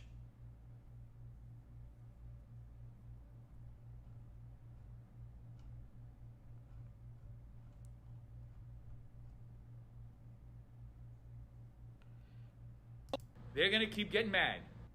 Yeah, okay, so that's the one that they sold out, so it wouldn't have been that one. It has to be before that. But the whole reason I went into media was because that way I didn't have to deal with all like the replies of all of his stuff, because otherwise there'd be like, these aren't even all of his tweets, these are just the tweets with photos and videos. Which is just insane to think about. There's even more tweets than this.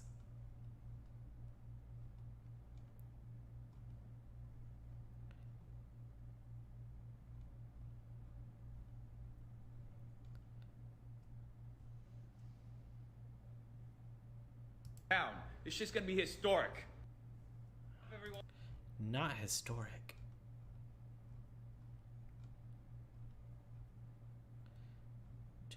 Sorry, it's just driving me crazy because I'm like, it has to still be here. I literally just saw it today.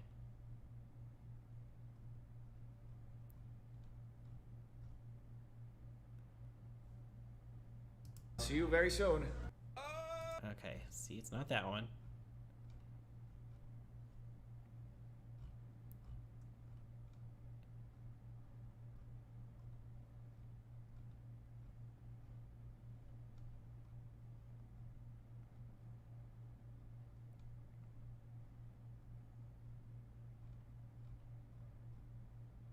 Like I said, I'm a professional. Okay, I think it's this one. Maybe. Check this out. This whole other room in my office. See, that's my office right there. This whole other room is a performance space. I've been wanting, actually I almost bought a comedy club earlier this year, but now I have one in my office. And we can fit about 50 people here. So it's gonna be a lot of fun. I'm going to, after I get back from Juggalo Fest, I'll release all the information, we'll put tickets up, etc. So check this out. It was This not that whole one. other room in God, I feel like this didn't happen all that long ago, but damn, this has been going on for a while. This has been going on for like a whole month now at this point, hasn't it?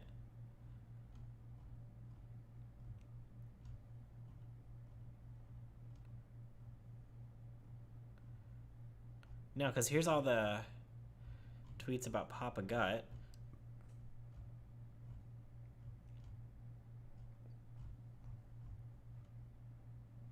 Oh, I think it's this one. Here we go. is my office. Here we go. Here in Los Finally. Angeles. See this space? This is my office here in Los Angeles. And there's going to be a performance space in it. And what we're going to do in 2 weeks is we're going to start having roast battles. So everybody talking shit right now on the internet, I invite you to come to my office to say it to my face. Pay the $15 to get through the door, and welcome to the roast battle, baby. Let's see if you can survive the heat, bitch. See this space? This is my office. He just seems very angry there at the end. Survive the heat. Just very angry.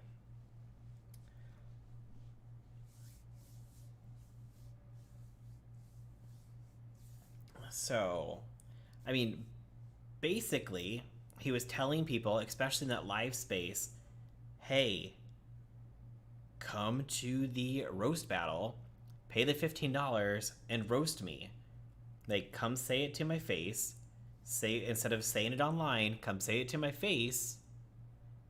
And then, you know, we'll be good, you know, whatever. Just bring it on.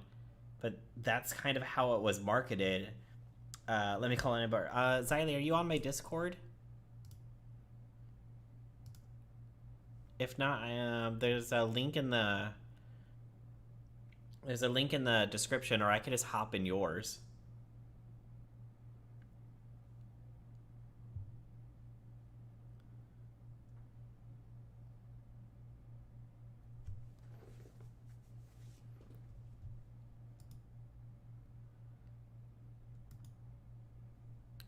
Natasha, you know how to work Discord. Can you make like an on-air section? We'll make a voice chat here. I don't know how to do this stuff. Among Us or DBD. Oh, hold on. I'm in the wrong Discord. We could just do the DBD one.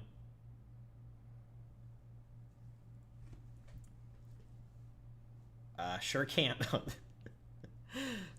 Hello. What's up, dude? How's it going? It's going good. What are we talking about? I'm bored. I'm angry. I've done angry tweets. We just got to the Def Noodles thing. Majig. Oh, God. Are you talking about the comedy show? Yeah, we were just talking about Austin and Catherine McBroom for the last hour. Yeah, I heard some major crap is going on with that. Yeah, that whole thing was a mess. There's a whole 15-minute Instagram rant from Catherine, and it's just ridiculous. But you know, they love anything for attention. Oh, absolutely. That's how they are. Oh yeah. But we just made it to like the super roast battle. And Oh my god, that was so bad. it took me so long to go back and reference that tweet, and you know, I just closed out of it too, didn't I? Did you see he tweeted that the second one's getting scheduled? Did he seriously? I swear to God. Oh my god. Were you in the stream when I just played that video? No, I just got finished. I finished eating after watching the new Game of Thrones Oh, how was video. it? Pretty darn good. It made me interested. Cause remember, did you watch Game of Thrones? I didn't. I was one of those losers that didn't. Ugh, you're so not in style. Anyway, I know. I also haven't seen Harry Potter either. Bruce, are you even American? I'm just saying, are you a communist? What are you? Oh my, not a communist. I've seen all the extended versions of The Lord of the Rings though. Okay, that's good. That's good. That's not bad. Yeah. Hold on, Def Noodles. Okay, so like in the Game of Thrones, to me, the first 3 episodes were kind of boring, but then it just took off after the first 3 episodes. Maybe even after the first 2 episodes. But this one, the first episode, it really got me interested into seeing the second one. So it was pretty good. Okay. It was pretty good. I liked it. Like when it first came out. Yeah, right here. He did it an hour ago. Do you want me to drop you the link? Oh yeah, sure. When Game of Thrones first came out, I had a roommate who had like read some of the books, and so as we were watching the first episode when it came out, he kept talking about it. Like, oh, this person is this and this person is this. So it just made me instantly not want to watch it, because I can't watch something with somebody constantly talking about it and basically just telling you what's happening. Okay, I put it in your tweets room. Okay. Oh, look, I'm the first person to post something here. My Look at Discord is me. popping, Xylee. Don't call me out like that. Oh, no, you should see my Discord. My Discord is dead because I have so many rules. It's not funny in there. Oh, you're fine. Let's see. Is this the... Okay, I found the clip finally. Okay, let's see. Where is my Discord tweets? I'm always nervous I'm going to pop something up and then it's going to be inappropriate and I'm going to get banned from Twitter. Or from YouTube, I mean.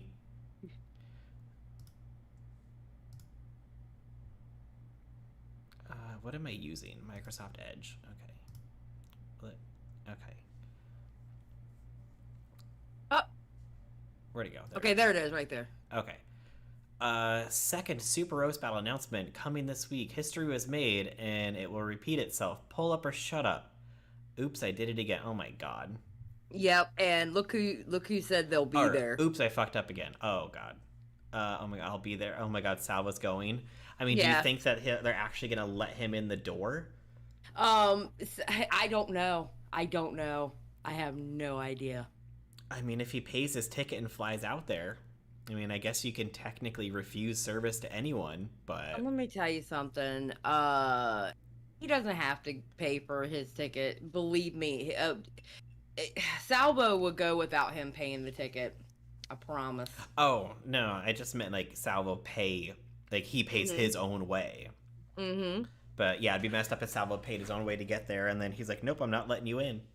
Oh my god, he better not do that to Salvo. I still think, like, somebody like Keemstar or something like that needs to buy up all the tickets and just pass it around to everybody, and we all just fly out there and sit in the audience while this thing is going. That would be hilarious. I'm honestly surprised that somebody who has way more money than me, who just wasn't just a giant douchebag and just went in and just, like, bought 10 tickets, and then bought another 10 tickets, then bought, basically bought them all up, and then nobody showed up. You know what? I was actually expecting that to happen. Obviously Keemstar wouldn't do it because, they're in a lawsuit right now. Yeah. So it would be obvious for Keemstar not to do it. But I'm surprised somebody didn't do it. Oh, yeah, me too. 100%.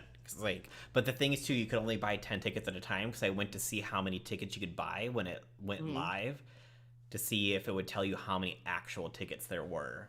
Mm-hmm. But, yeah. That's crazy. Okay, here, I'll put... Not him. Glammy in the chat said not him using Britney Spears, right? Don't disrespect Britney Spears like that. Don't disrespect Mama Spears. Are you kidding me? What? I'll play this tweet here for you, so that way you know where I'm at. See this space? This is my office. I can't hear it. Oh, you here can't? in Los Can't I hear it? Angeles. No. And there's going to be a performance space in it. Oh wait, right. my fault maybe. Okay, like right click on it and turn the volume up maybe? Yep, I did it, and now play. See if I hear it now. Okay. See this space?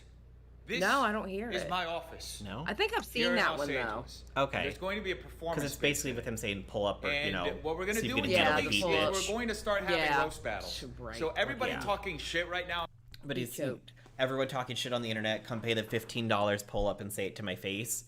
But then nobody got to say anything to your face.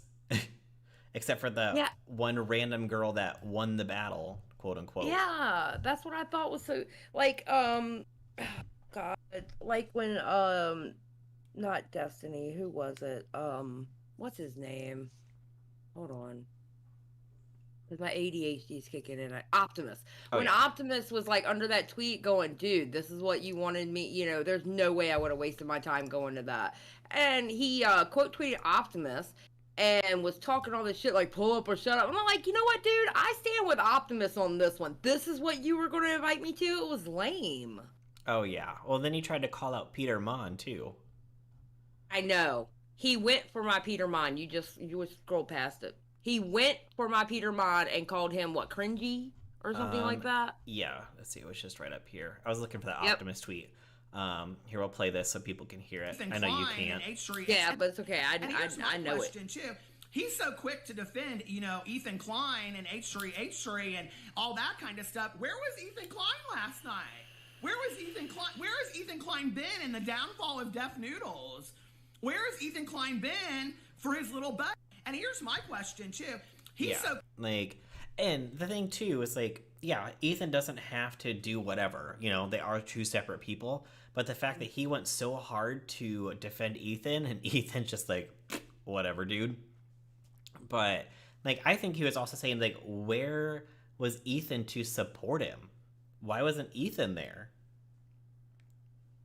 Ethan's not going to support him because he's on a down. Listen, Ethan has a hard enough time with his own audience canceling him. Mm-hmm. He doesn't want to be canceled on top of that. Oh yeah. He doesn't want to get canceled on top of canceled. He just now got into good graces again with his audience. He doesn't want because his own audience, the H3 Reddit, is turning against Def Noodles. 100%. Yeah, and if he went to Def Noodles' show to support him, then they would have been like, no, we are dropping you. Yeah. Let me see if I can find that Optimus tweet. Here's the bad thing, too, is that it's I don't know how he has so much time to do all these tweets, but he says everybody else is terminally online. Well, I think it's funny. He does all these damn tweets, but he doesn't have time to watch anybody's videos. What? Right. Did you see this girl out here calling out Matt Pitt, too? It's funny. Can you pull that tweet up? Because I'm blocked by her. Yeah. Oh, yeah. That's the I stand with... That's the hashtag I stand with Matt Pitt. Wait, where? No, I'm just saying that's what I would have done. I would have quote tweeted and go, hashtag I stand with Matt Pitt. I quote tweeted her, I took a screenshot and I said, "Oh my God, at Matt Pitt, I can't believe she's calling you out like that. Low blow going for your leg." Poor Matt. Because I saw him tweet out a sad face, and I'm like, and I saw it was her Twitter, and I was like, I'm blocked. What does it say? Yeah. Oh my God. That was the girl from the Spaces, wasn't it? Yes. Yeah. That's an honest that's the YouTuber An Honest Conversation. Okay. Yeah, here's the tweet. From Optimus, it says, remember when this is what he wanted me to go to, LMAO, this is the show of the century. Now he is banned from Twitch after someone dropped the F slur. It doesn't get more fucking hilariously ironic, man. Guy's almost 40, just showing himself losing daily. It was quite exactly what I expected. Let's see. Period. What was that? Who was that? Thank you, Lisa, for subscribing. Did you see my Def Noodles notifications for my stream? Yes, I did catch that. That was funny. Thanks, Dennis. You should be ashamed of yourself. No, I'm just kidding. That's funny. I'm all about trolling people through notifications on my own stream. Oh, yeah. Then Def Noodles quote tweeted and said, "This man was too pussy to show up. Now he's trying to talk. Shut the fuck up and pull up if you're a big shit Mr. Twitter fingers." It's like, dude, like, you didn't even show up to your own roast battle. He is going through his villain arc right now. Yeah. When I replied to Repzilla about it, and I was like, remember that Kavos calling him out is what made him go from what he was doing into Cat in the Minecraft house, which then led to this era. So what is he going to become now with everybody else calling him out? Because that was just one person that made him shift his entire content. Well, see, that's what I don't understand. Like, when he invited me and, like, Nicholas Diorio and whoever else, like, would we have, you know what I think he really wanted? I think he really wanted a bunch of YouTubers to go at it with each other, and then that winner go at it with him. Oh, I'm sure. I mean, he probably would have switched. I feel like the format was already set kind of more like how it is now versus everyone just getting up and roasting Def Noodles. Because then he would have to, for at least an hour, constantly be coming back and forth with at least another person. Yes. And he couldn't even do it with that girl for 5 minutes. Exactly. So exactly. It's like, dude. And here's the thing, though, too, is that if it would have been that way and all the YouTubers would have been going against each other, for the most part, I'm sure a lot of people who would have actually went would at least know things about the other person, unlike his people who actually did it and they literally just met the people right then. Yeah. So it would have been a lot better. Because the YouTubers that he was inviting, we all watch each other. We all know the stories. We all know the lore of each other and stuff like that. Mm-hmm. You know what I'm saying? It would have been a lot funnier because we, even though we don't, like, personally, like, side by side know each other, or, like, you know, like, I know enough about Nicholas Diorio that I could at least try to roast him, but he's a little bit faster witted than I am. But still, I know enough about him where I can say stuff. Yeah. You know, he knows enough about me where he can say stuff. Or like him and Augie, who are like almost like, I guess they're like best friends or really good friends. They know enough about each other they could roast each other. At least we know each other. They have people up there that didn't even know anything about each other. Yeah. I mean, I guess Augie and Nick would be best friends now that Bo Blacks is out of the picture. Stop. Bo Blacks is still in the picture. Justice for Bo Blacks. Justice for Bo Blacks. Oh my God. Don't say that. Don't make Augie appear. Oh no, he won't appear. Oh my God. I'm just getting to the terms where Augie doesn't say I have a dog shit channel every time he talks about me, so. Oh, well, that's nice. He even showed up in my chat one day, and I was like, oh, okay, all right, this is going good. I haven't followed him on Twitter yet, because I haven't followed him back ever since he made the new one, so he won't block me. Oh, nice. Because at one time, they all had me blocked, except for Bo Blacks. Bo Blacks never had me blocked. See, I honestly, up until probably last year, whatever, I didn't even know who most of them were. Like, I knew who Edwin was because of all the Chris Hansen stuff. Yeah. And then I like randomly, I think I've seen like a Nick video in the past and stuff, but a long time ago when I started my channel, I could probably pull it up and go through my public subscribers, but like Bo Black subscribed to my channel like a long time ago, like probably 2 or 3 years. Oh God, probably longer than that, probably 3-4 years ago, like right when it was coming out. And I was like, who is this person that has like 200,000 subscribers that's following me? I know, that gets kind of scary at that point. Hold on, let me get out of this thing and let me go back in to see if I can hear it. Yeah. Okay. All right, play a piece of it, see if I can hear it. All right. I caught the bus here. Okay, hold on. Let me leave and come back then. Okay. Let's see here. Why do you call him out? All right, now play. It's been living. Okay. All right, let's get back to how bad. Why won't it let me hear your stuff? I don't understand. It could be me. Hold on. Do I have? Steam settings, 1 viewer, Steam quality, resolution. Is there a way to edit my volume? No, because I had to do that with Kristen Nark did the same thing where he couldn't hear it at first. I think it was Kristen Nark. Okay, because It was somebody. I don't have it like muted or anything, do I? I don't think so. Let me stop this screen sharing and make sure I don't have like a mute or something clicked. Alright. Yeah, because I can hear it when it pops up and pops out. That's weird. What the hell? Applications. Where's Discord? Discord. Smooth quality, frame rate. There's a person change. Yeah, there's no like audio settings. I'll click go live again. Wait, hold on.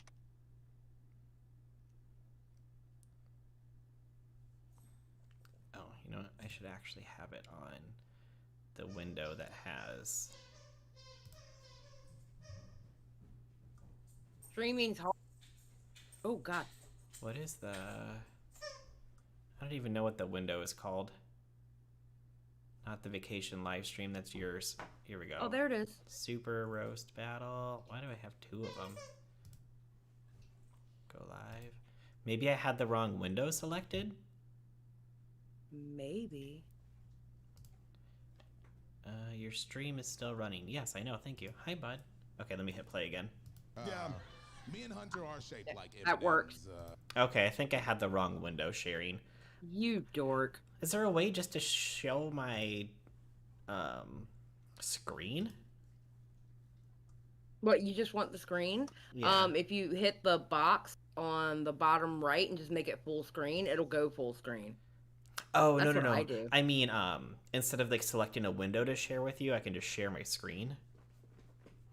No, you have to select a window when you're streaming inside the Discord. Oh, okay. So I just had the wrong window selected. But let's see here. What do we got in the chat? Why do we call him out on where he lived? Big insult. I don't know where that one was coming from. I'm confused in the chat, of course. Funniest moment might have been Dennis failing with his walkout video. Oh my god, when he walked out, and then, well, even after that, and then had to come back on, turn on the projector because the projector wasn't working, go back out, come back out on stage, and then go back into the back to turn the lights back on. It's like, what? We should just watch that. Where is that? That was so bad. I mean, do we want to watch the whole thing with the intro? The intro is interesting. Let's see here. Back it up. Okay. We'll just start right here. Thank you. I can't read. E-read for subscribing. I don't have subscriber, like, a cool Def Noodles subscriber sound yet.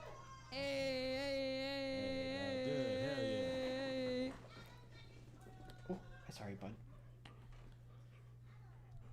Oh, Def Noodles is a bully. You are not a comedian. You will never be a comedian. Def says they're a comedian because of that. To that he replied, go educate yourself at the end of a barrel of a loaded shotgun. When you talk like that so freely, or even joke about this, some people are inherently fragile. In Def Noodles' apology video, I'm literally yelling at the camera because he did not apologize. I'm like, he still hasn't apologized.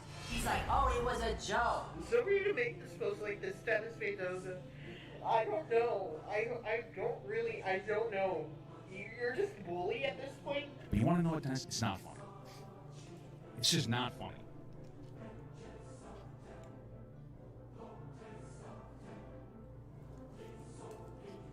And now, coming to the stage, it's the most hated man on the internet, making grown men cry since March 10th, 1985, America's bad boy, Def Noodles! At least he got his age right.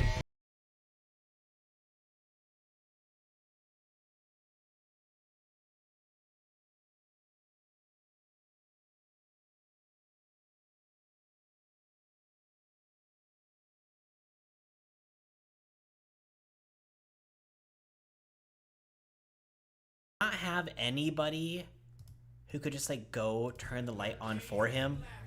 I don't know. I have no clue.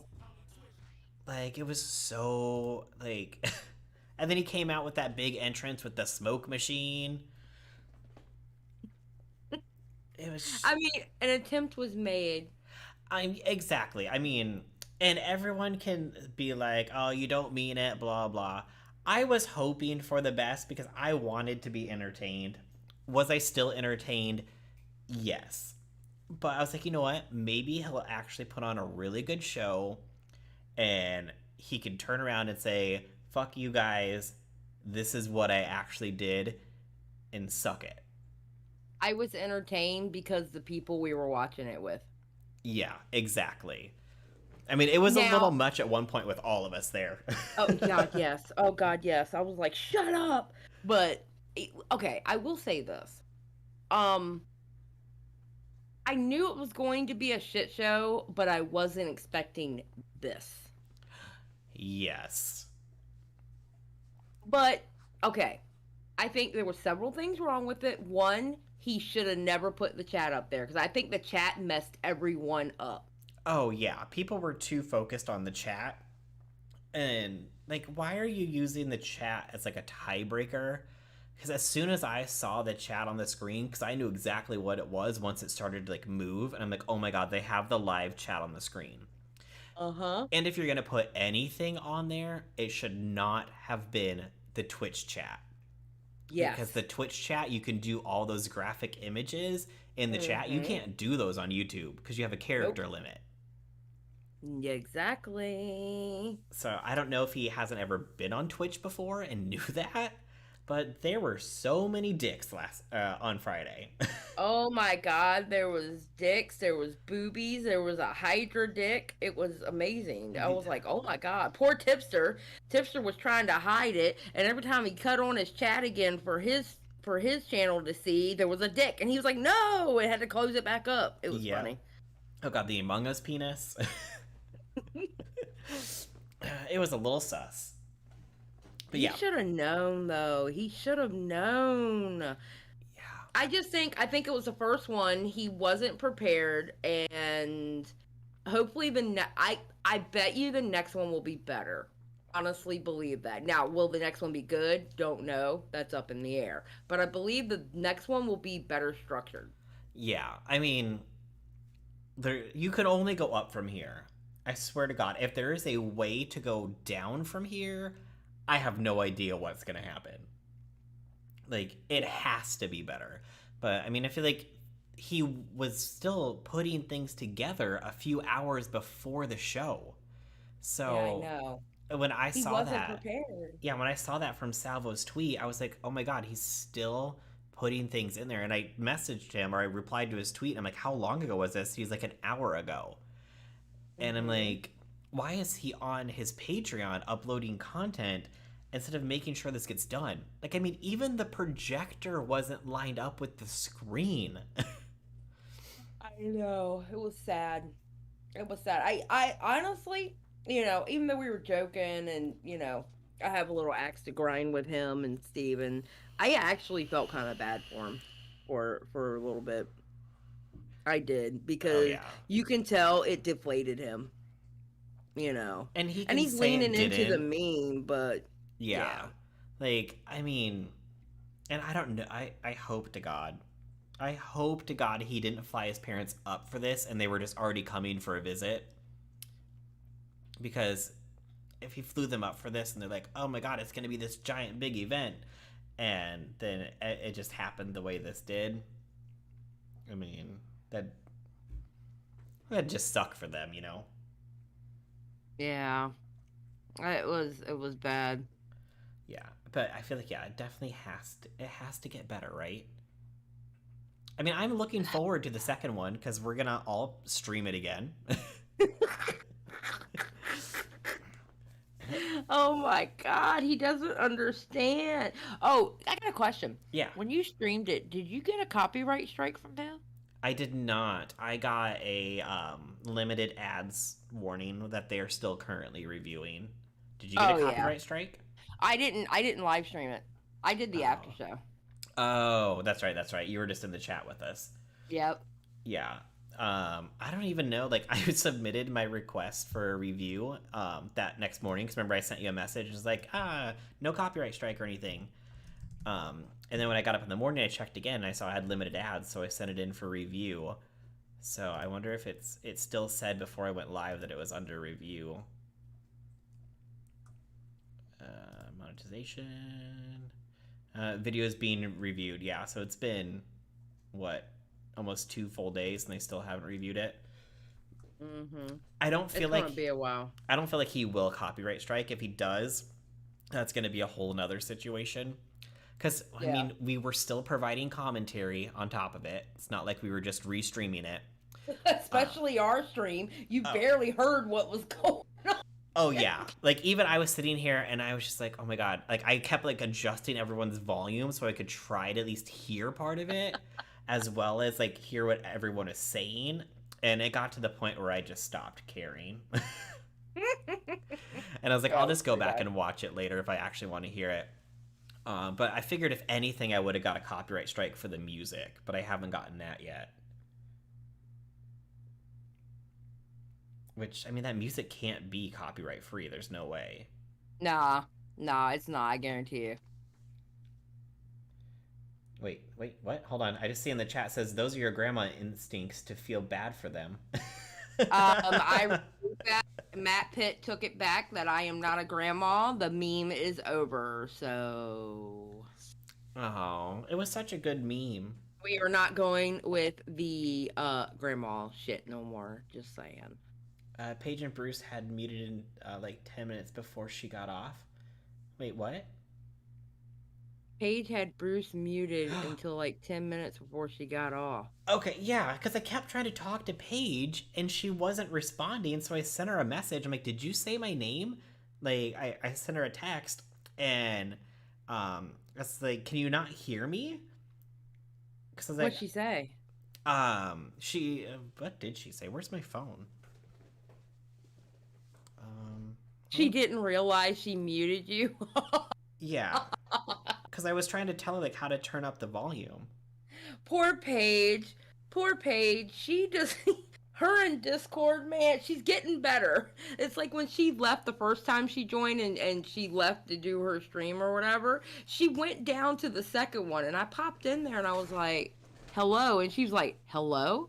She goes, is this God? I'm like, yes, this is God. God is a woman. Yeah. I'm confirming that. She couldn't get out of Discord. I'm like, how do you not know how to get out of Discord? You have your own Discord. I'm gonna be back in 1 second. I don't know where my phone is. Oh my God. I hope nobody important's trying to get a hold of me. Entertain the chat. Entertain the chat. Okay, chat, okay. How are y'all doing? Y'all go look at his IG stories. He reposted someone saying that he is basically trending because Charlie's vids about him is trending. Okay, he's an idiot. That means Charlie is trending, not him. Charlie, I'm gonna tell you what. The impact of Charlie covering it is actually, the impact of Charlie saying something about it is actually really big, to be honest. Okay, it was on the counter. That's my dino, bud. My dog's being needy again. Aw. Yeah, my cat's being needy. She's under my feet right now. I had no important messages. Oh God, he's gonna squeak that dino in here now. What was I getting? Oh yeah, to see what Paige said. Yeah, I said, did you just say something to me? I thought I heard you say my name. She said, yeah, I asked if you were still there, and I said, yeah, can you not hear me? And then she didn't respond. But then that's when then she left shortly after that. And then I'm gonna do a whole ass live stream about how Petty Paige muted you. Right? Exposed. I'm exposing her for muting you. And she said, all right, well, I'm gonna go give my husband mediocre head. And then she came back into the chat, and I was like, oh God, are we gonna hear her give her husband mediocre head?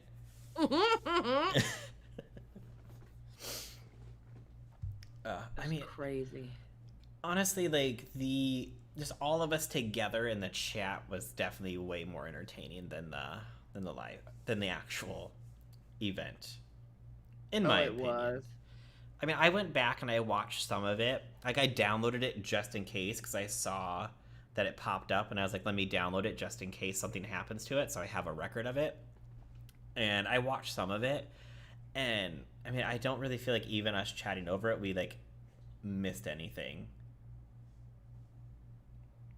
Like, Wait, what? Oh, you went over to see if we... Yeah, I think we did miss a couple things, to be honest.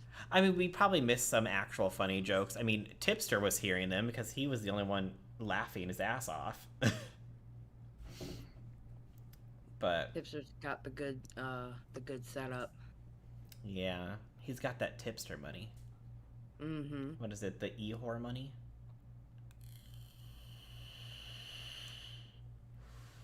Yeah.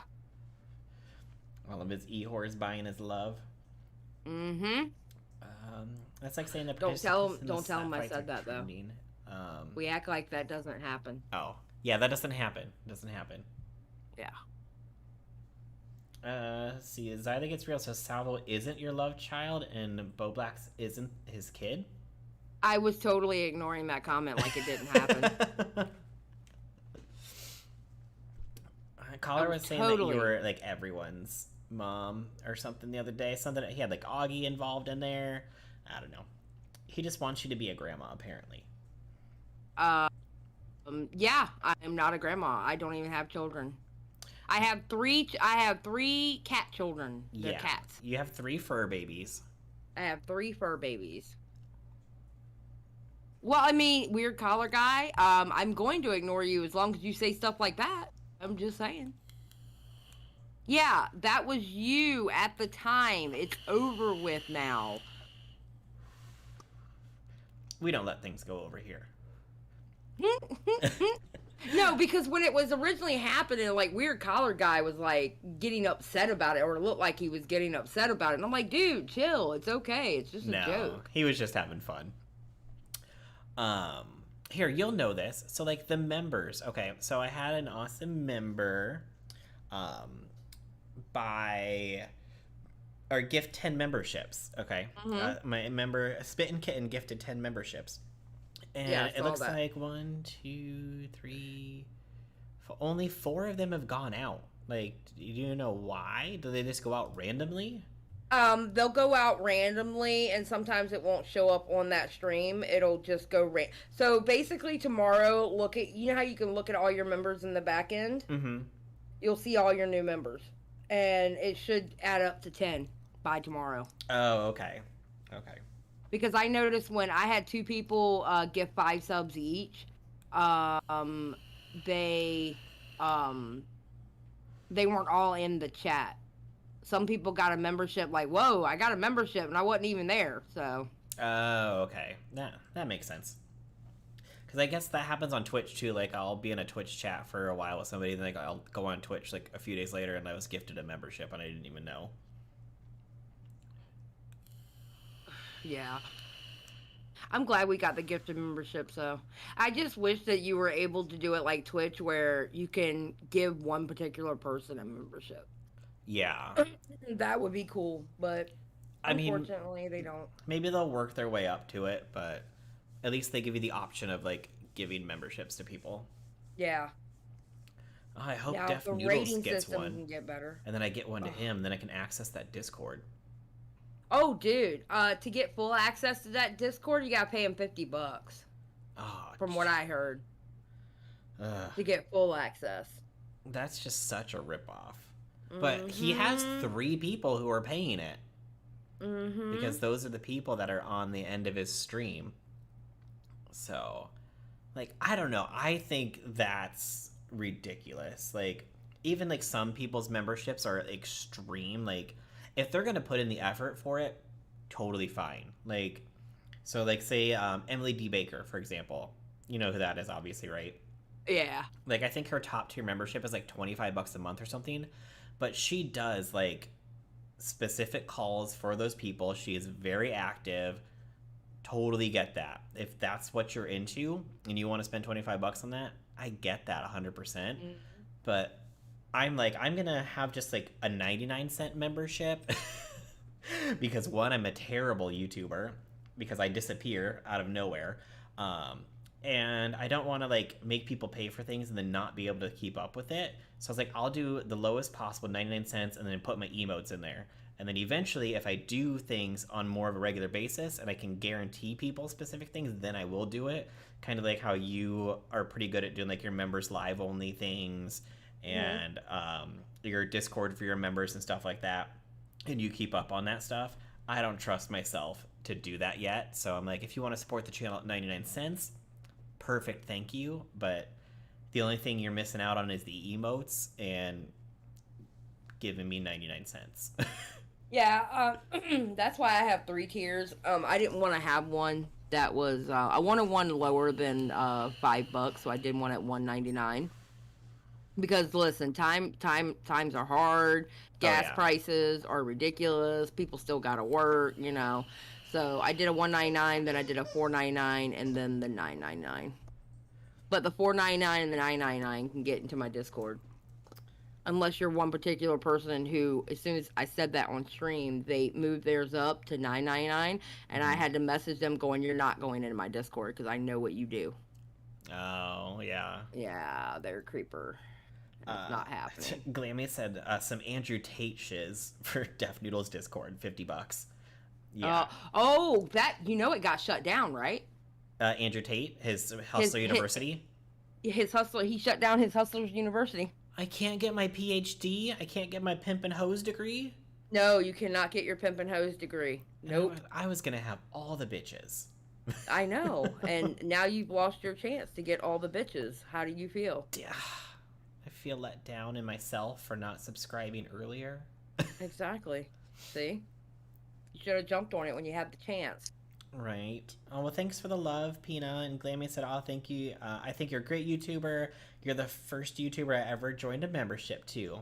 Well, thank you, Glammy. Aww. Look at the love. Yeah.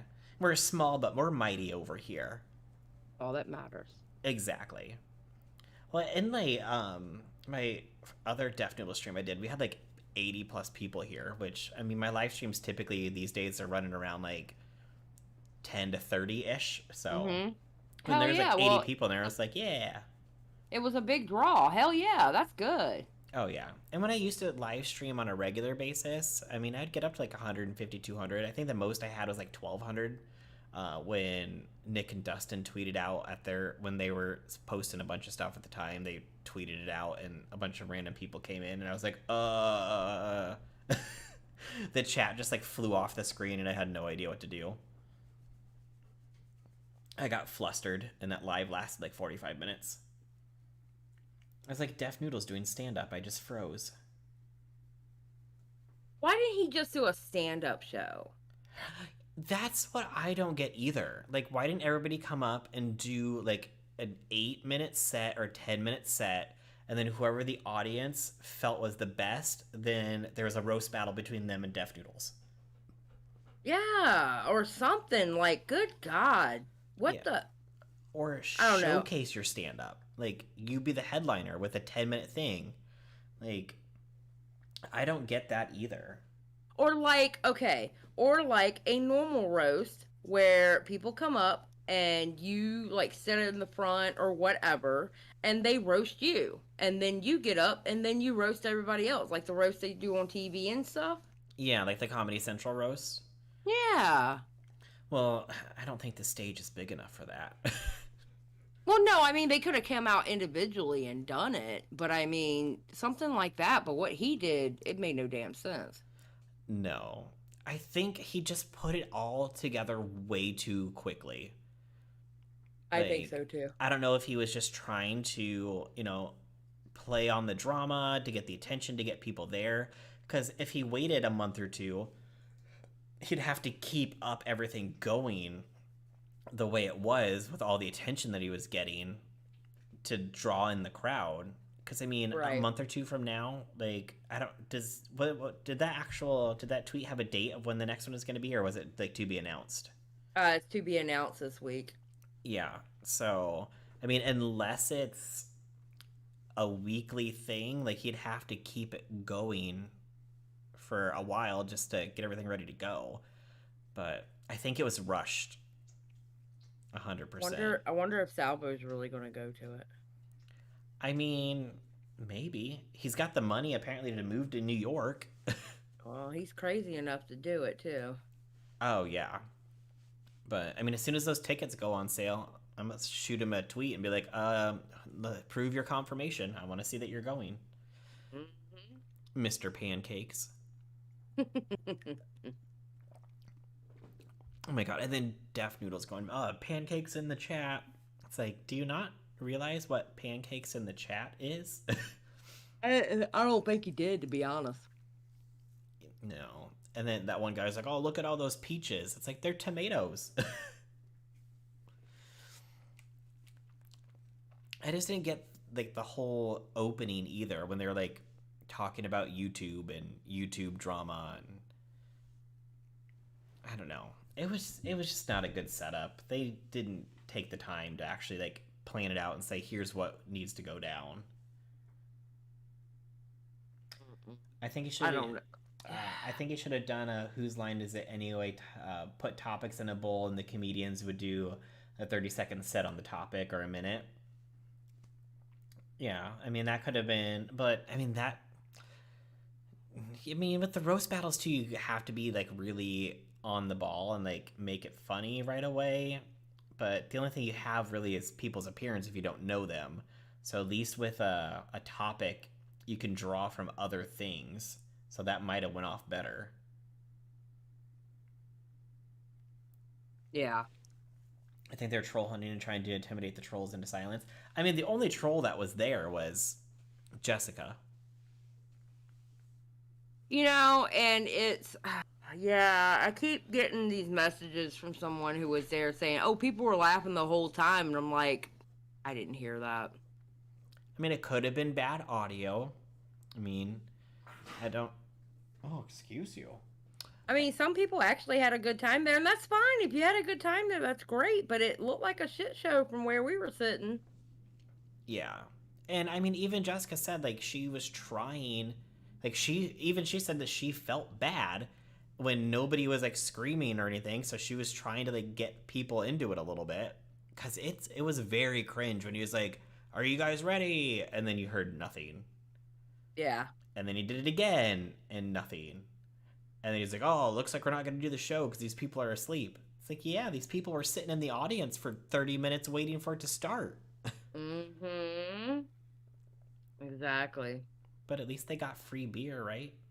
Yeah. Well, no, that beer was $4. Oh, was it? Yeah.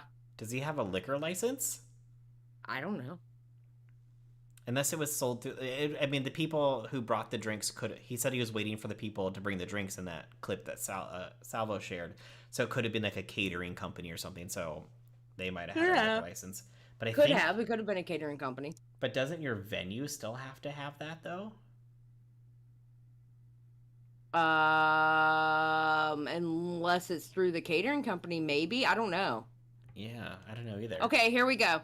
In case you, he just tweeted out. In case you missed the last roast battles, here's a quick recap. Second Super Roast Battles announcement tomorrow live on my podcast. History was made and it will repeat itself. Oh. I just don't know how to take that. I will say history was made. Because it was the worst roast battle on YouTube I've seen. Yep. So I don't know if you want to repeat that. Like, I mean, I'm not trying to be a mean bad guy. Like, I wanted him really honestly to have a great show and just be like, fuck you guys. But it turned out really the way that we all were expecting it to. Horrible. It was absolutely horrible. Oh, yeah. But like I said, only up from here. Only up from here. So. We'll see. I mean, how could it get any worse? I mean, he got banned on Twitch. It started late. There were so many technical errors. The mic wasn't working at the beginning. Like, the projector stopped working. Like, I don't know what else could go wrong. I don't know. I have no idea. Dick's in the chat. Like, yeah, Dick's in the chat. It was horrible. All right, dude. Well, I am going to leave you to your live stream. I just wanted to call in. Alrighty. Well, thanks I got to go to bed. I got to get up early, and I got a show tomorrow night. Oh, a show? Oh, you're... Yeah. I got an interview with somebody at 8, and then I'm doing one at midnight, so... Oh, very nice. Yeah, you're starting your new midnight show tomorrow night, right? Yeah, I'm gonna be doing that a couple times a week, 2-3 times a week, or but I'm still gonna be doing my 8 o'clock shows. It's just tomorrow 8 o'clock I'm gonna be on somebody else's channel. Nice. So you know what's sad is that your midnight is only like 9 p.m. for me. That's because you live across the world. That's true. I know. You live in a foreign place called Arizona. Yeah. Over with Edwin, and he didn't stop by and bring me a drink the other night when he said he was in my neighborhood. Rude! Right? Guys, I just put Xylie's channel in the chat if you want to go give her go subscribe and watch her stuff. You should kick Edwin's ass for that. I will. He's like, I was on your side of town. I was like, oh, and you didn't stop by? That's rude. He's like, no. It's like, okay, whatever. That was rude. Exactly. I say we kick his ass next time that you're both on panel together on my channel. Right. We'll fuck him up. All right, guys. Y'all have a good night. Bye, chat. All right, see ya. All right, peace out. Bye. Okay, let's see here. Where are we at? How do I end the screen share? There we go. Stop streaming. Okay. So, I don't know. That's kind of like what was going on with the whole... Oh, what happened to the screen? There we go. The whole Def Noodles roast thing. So, I mean, it was a mess. Apparently, we will find out tomorrow when the next Super Roast Battle will be. So, we will have something to look forward to be streaming. So, definitely get ready for that one. I wonder if it's going to be in a week or if it's going to be in a month. I feel like it's got to be at least like 2 weeks away, because it took a week to sell out the first round of tickets. So then I'm guessing he'll leave tickets on sale for another week. So I would guess 2 weeks away. So I'm guessing on let me pull up my calendar here. I would guess the 2nd of September would be my first guess, and then the 9th of September would be my second guess. So we'll have to wait and see. But, alright, so then the other random topic that I decided that we'd talk about tonight, which I'm not really too invested in. I did have it pulled up on Xylie's stream just so we had a picture of Andrew Tate. Was just like the Andrew Tate situation and him getting banned on, was it Instagram, Facebook, and Twitter. And apparently his Hustlers University got shut down. Now, his Hustler University was a Discord program that you could subscribe to be in to become an alpha male like Andrew Tate and pay $50 a month to learn all of his tips and tricks on how to make money and how to make women like you, basically. And at one point, he had over 100,000 people signed up, which meant he was making $5 million a month off of these programs, which is insane. Like, why would you have to pay somebody $50 a month to teach you how to be this alpha male like Andrew Tate, who fled the US to go live in Romania because abuse charges aren't taken seriously there? And he's also being investigated for trafficking. I'm assuming some kind of fraud, but I don't know. People are going back and forth on whether or not it was right to deplatform him and ban him from Facebook, Instagram, and Twitter, because then they say that if you don't have him basically spewing his rhetoric, then you don't have people countering it, so then people will understand why it's bad. But then if you don't have the platform to put out that kind of information, then you wouldn't need anybody to counter it anyways, because that information's not getting out there. The damn video where he was alluding to doing illegal actions with his taxes. Yeah. So, I mean, I get both sides of the argument because, free speech, but then people are like, well, he's going to manipulate people into believing what he is telling them is true. And so it kind of goes back and forth. Like, do you have the right to say what you want to? You do. Do you have to suffer the consequences of that? You do. And it's up to people to believe what they want to believe and what they don't. I mean, I could care less if he's on a platform or not, because I don't subscribe to anything that he is putting out there. Nobody is your property like he says he is. I feel like it takes a weak-minded person to believe the things that he's saying is true. Like, you don't have enough confidence in yourself to do the things that you want to do, so you believe what he's telling you.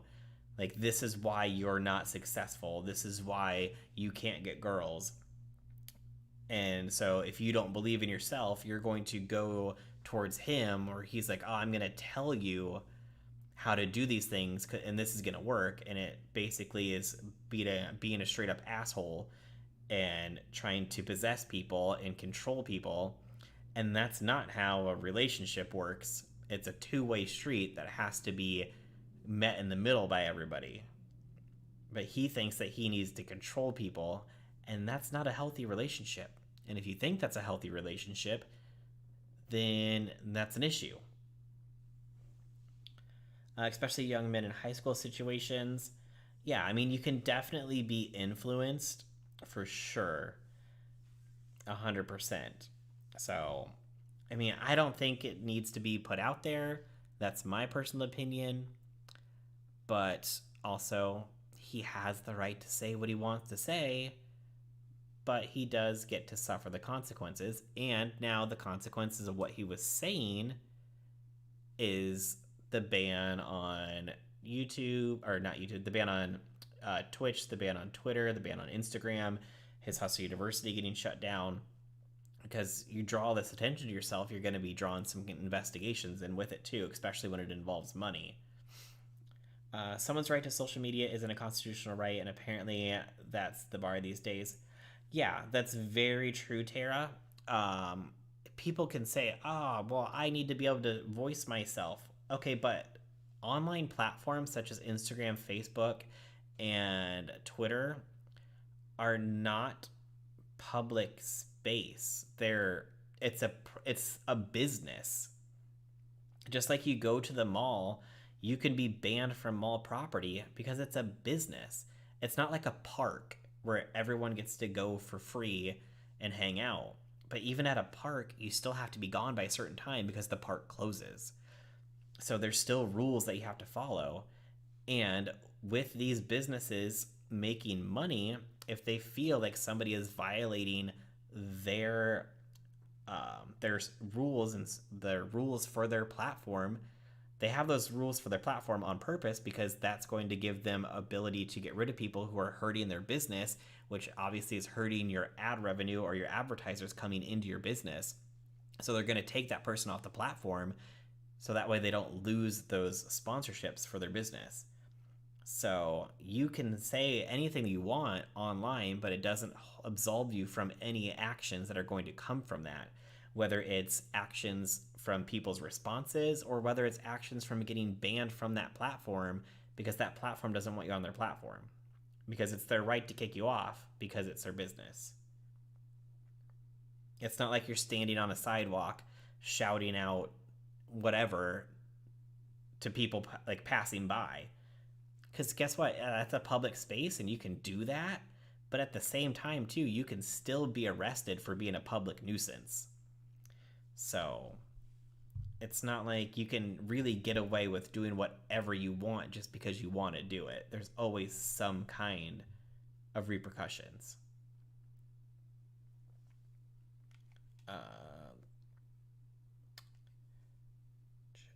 Exactly what you're saying too, and about consequences and social media being a business.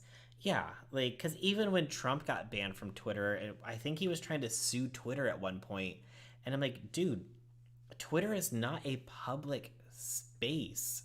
Like, it's available on the internet for the public to view, but Twitter is still a company. It's still a business.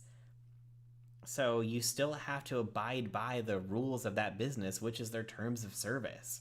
So you can't just do whatever you want on it.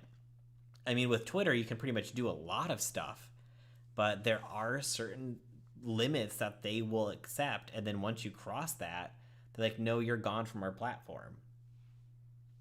So I don't know. That's really kind of all I have about the Andrew Tate situation, because I just think he's a giant douchebag and he doesn't need any more attention. But since the band happened and we were doing our live tonight, I thought it'd kind of be like our little random topic.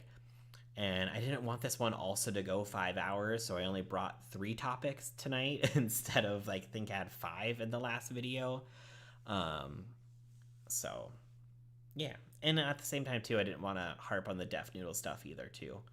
So I just kind of wanted it to be more of like a relaxed kind of chill stream and everything. But yeah, I did see I couldn't find the post, but somebody told me to look into some like horse thing where a horse got sold for like $2 million or something. And I couldn't find, I looked back both on my Twitter and my YouTube, and I couldn't find the message. So I couldn't remember what to search for. So if anybody happens to know what that one was, let me know. Let me scroll through my Twitter again here real quick and see if maybe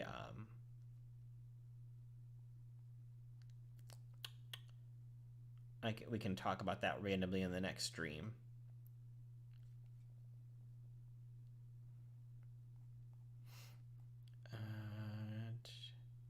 I'm tweeting more than I ever did before, so now I'm going in here.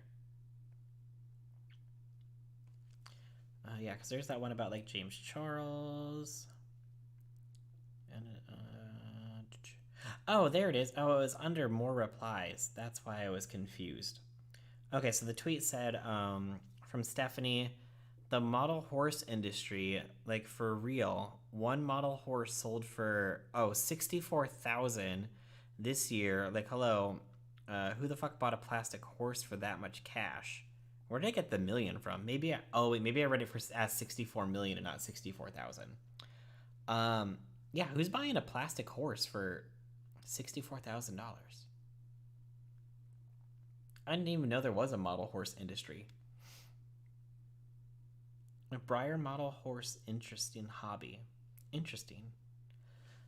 I mean, there are lots of people who will buy random things that cost way too much money for no reason. I think I got that confused with another tweet when somebody said something like $1 million or $2 million. Because I'm easily confused in my old age.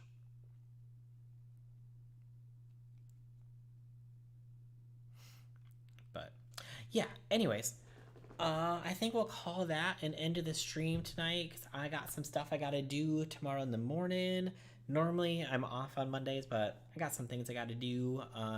So I want to actually get up and do those before it gets too late. But thank you guys all so much for coming out. Thank you, Smitten Kitten, for the 10 gifted subs tonight. And thank you to all the other people who also became members tonight. Let's see here. Who do we have? So we got Lily, KT Lady, Diana S, and Smudge were all gifted memberships. I think the other ones will hopefully appear later on tonight. Glammy, Natasha, thank you so much for becoming members. And then Lisa and E. Reed, thank you so much for subscribing. But we are going to call that an end of the stream. So thank you guys so much. And I'll see you guys all either in my next video or in the next stream. All right. Bye, everybody.